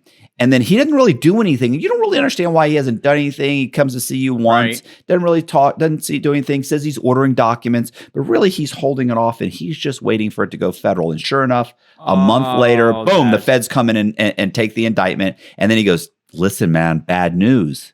Oh my! I heard it went federal. You're going to have to get, either you can get a federal criminal defense attorney, or you can get the public defender, the federal public defender's office will represent you. And then he says to you, well, wait a second, I gave you 15 grand. I need my 15 grand back. Right. And he says, oh no, man, you don't get, that was my fee for the state. And I completed the state. Remember when I said, if it goes federal, I can't help you. Right. Well, yeah, but you didn't spend 15. Yeah, you weren't paying me hourly, bro. That was my fee for representing you. And I did for the last 6 weeks. I represented you. I've been doing stuff behind the scenes. You don't know. Most of that money's gone. Right. But don't worry. You're going to get a federal public defender. And they're very good. They always tell you they're very good. They're very good. And he'll represent you. And that's it. And so he walks away with 15 grand. And I know state attorneys that have done that. I was in prison with a guy he was an attorney. Right. His dad was an attorney. And his brother was an attorney. And I remember he told me that being a criminal state attorney is a license to steal. Oof. He said, because literally, he said, especially for drug dealers that are moving up the chain, right, is because at some point you get to clip them for $10 or $15 or $20,000, take their money, and just wait for it to go federal. Oh my God! And keep in mind too, the great thing about filing in the court system is you can be completely incompetent. Right. As a state or federal lawyer, right, and file a motion and file it with the court. The average drug dealer doesn't realize whether it was any good or not. They read it and they say, man, this sounds good. Right. This sounds good.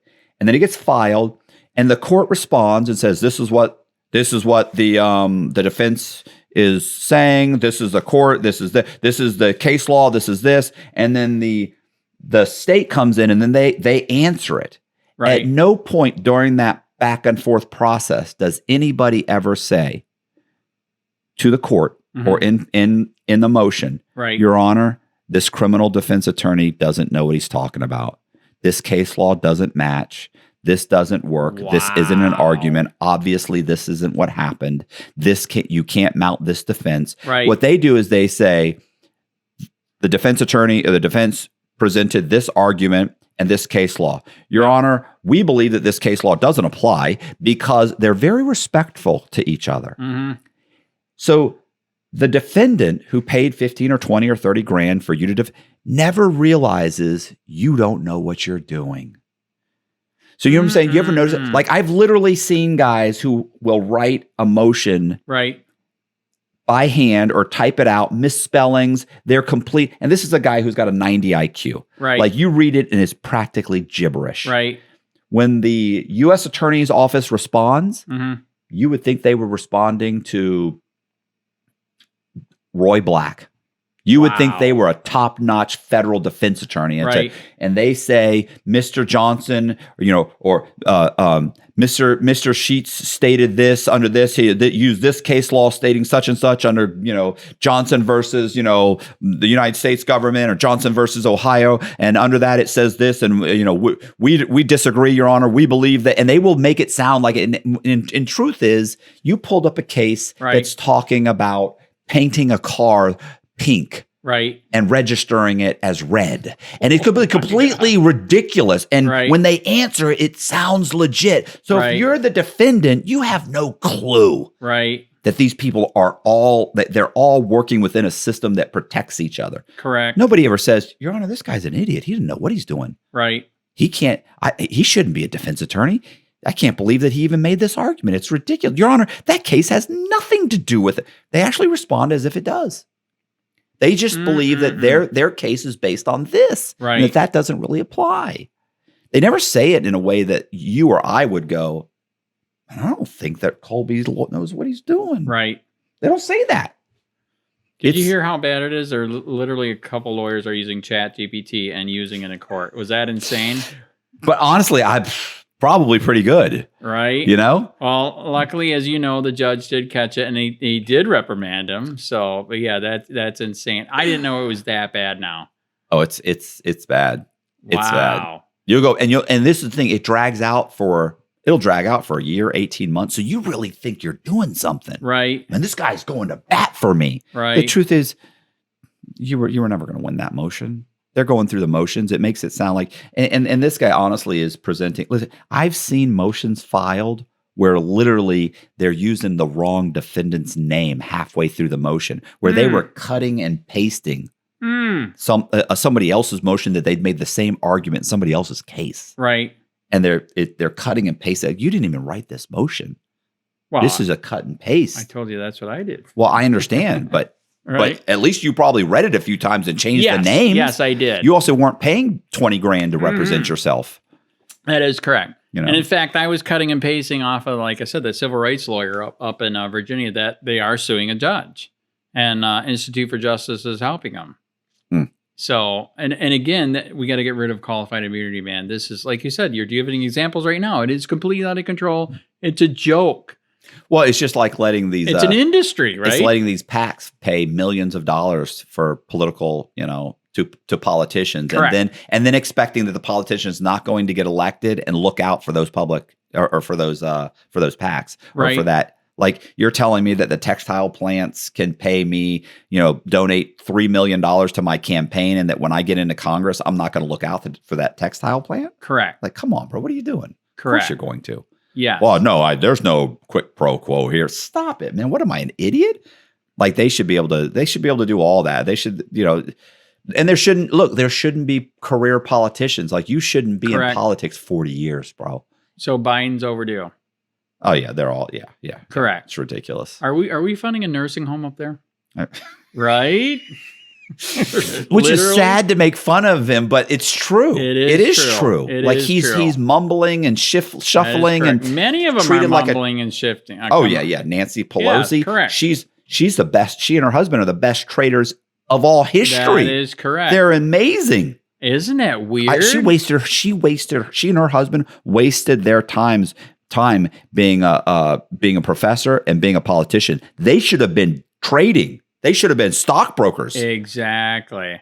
But they got to keep their positions to get that inside information. Well, yeah, maybe that might have something to do with it. She said it doesn't, though. I've seen her ask that question, and she said that it's absolutely not illegal. Right. Insider trading is not. That's absolutely not what's happening. They're just really good. Right. Sad, man. So we're screwed. That's fine. Right? It'll work out.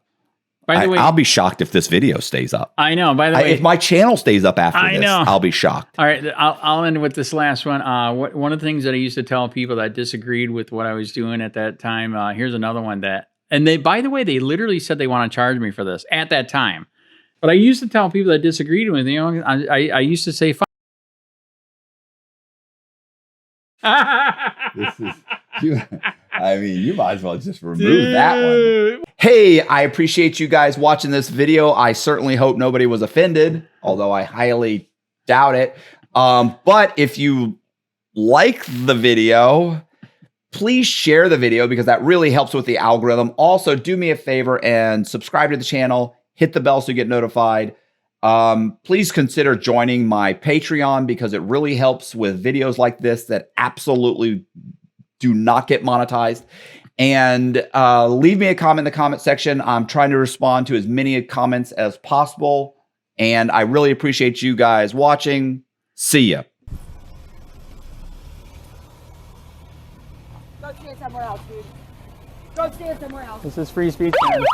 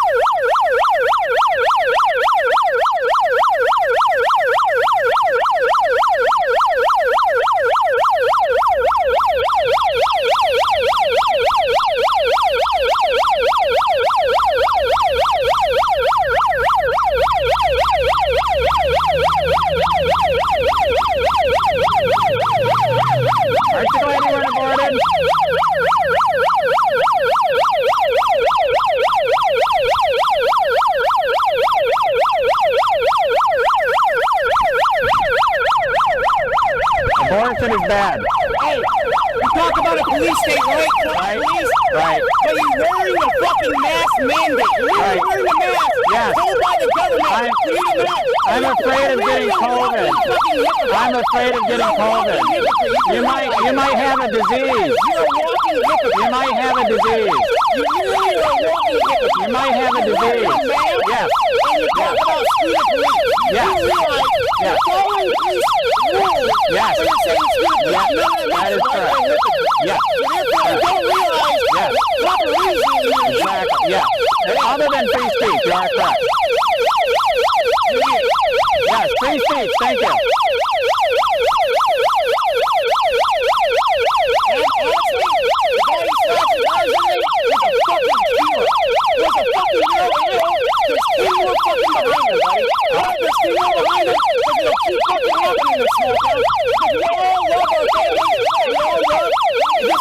So are you saying you did it? Are you saying you know? Are you saying you're covering for a felony criminal?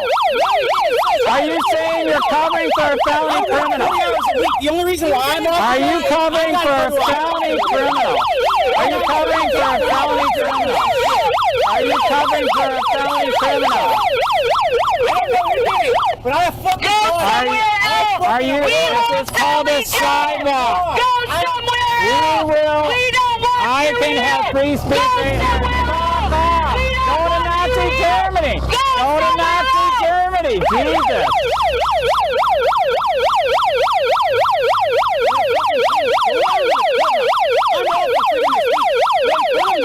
Dude, you're against abortion?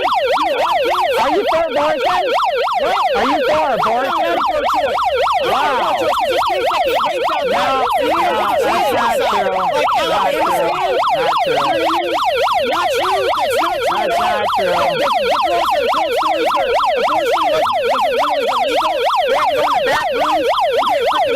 Yes.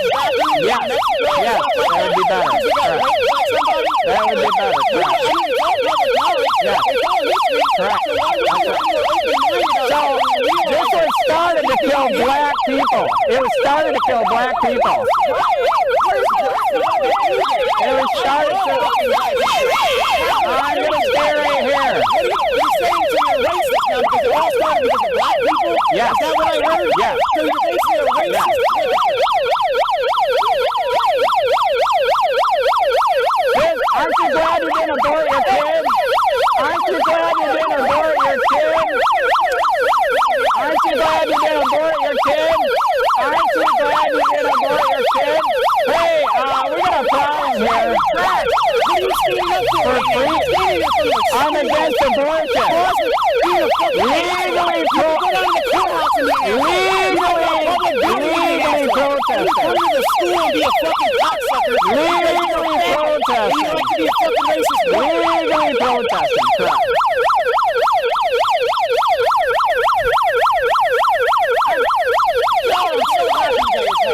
Yeah.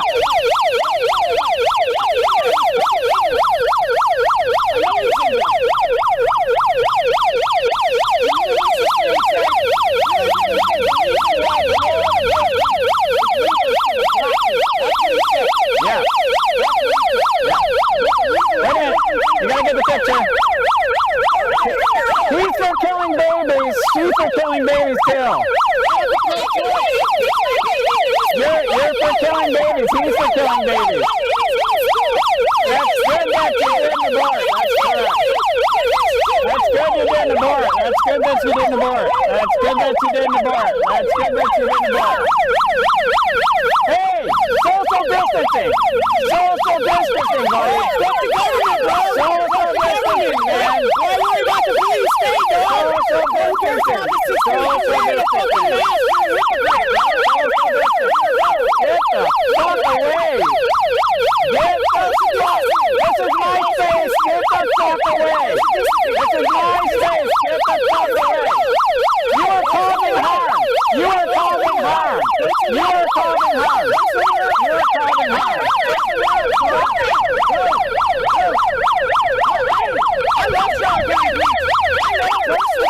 There you go. You are causing harm! You are causing harm! You are causing harm! You are causing harm!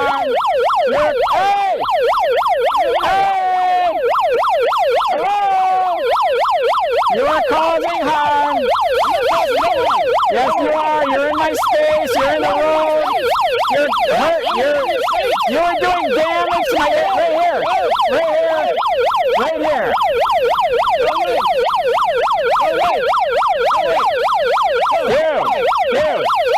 Dude, get the bullhorn out of my face. Hey.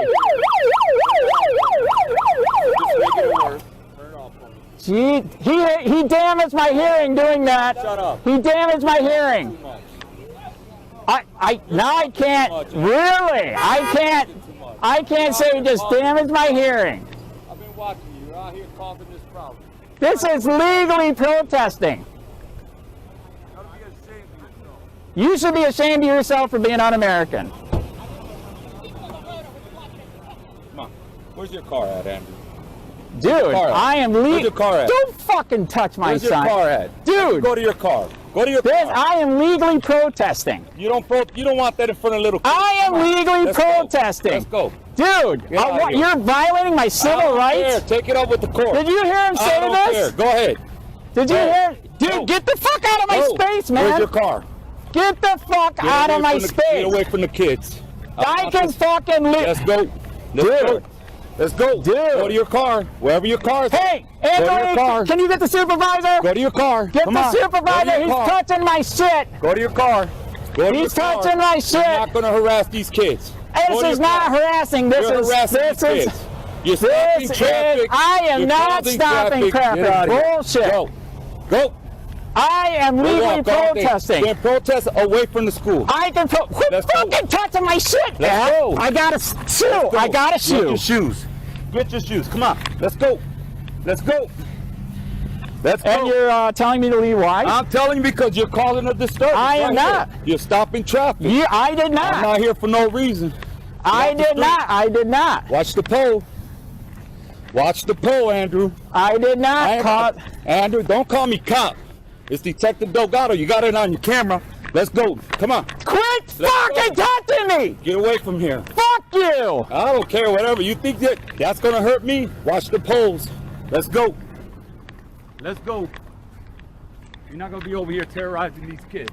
Terrorizing? Come on. Let's go. I am fucking waiting for people, ass fuck.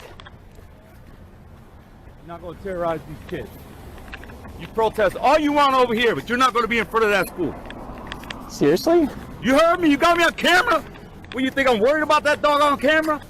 Wow. You really think I don't care about that camera? Let's go. Go to your car. Wow. Wow, nothing. Don't go back to that school. I'm trying to cross the street and you are fucking assaulting me, ass. Whatever.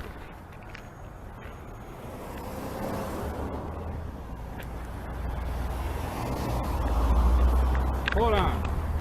Let this idiot cross. Wow, you're the one that's a fucking Nazi. You don't even know what it is to serve. Oh, for the founding fathers, you stupid. Fuck you. You're out of here. Get out. Fuck you.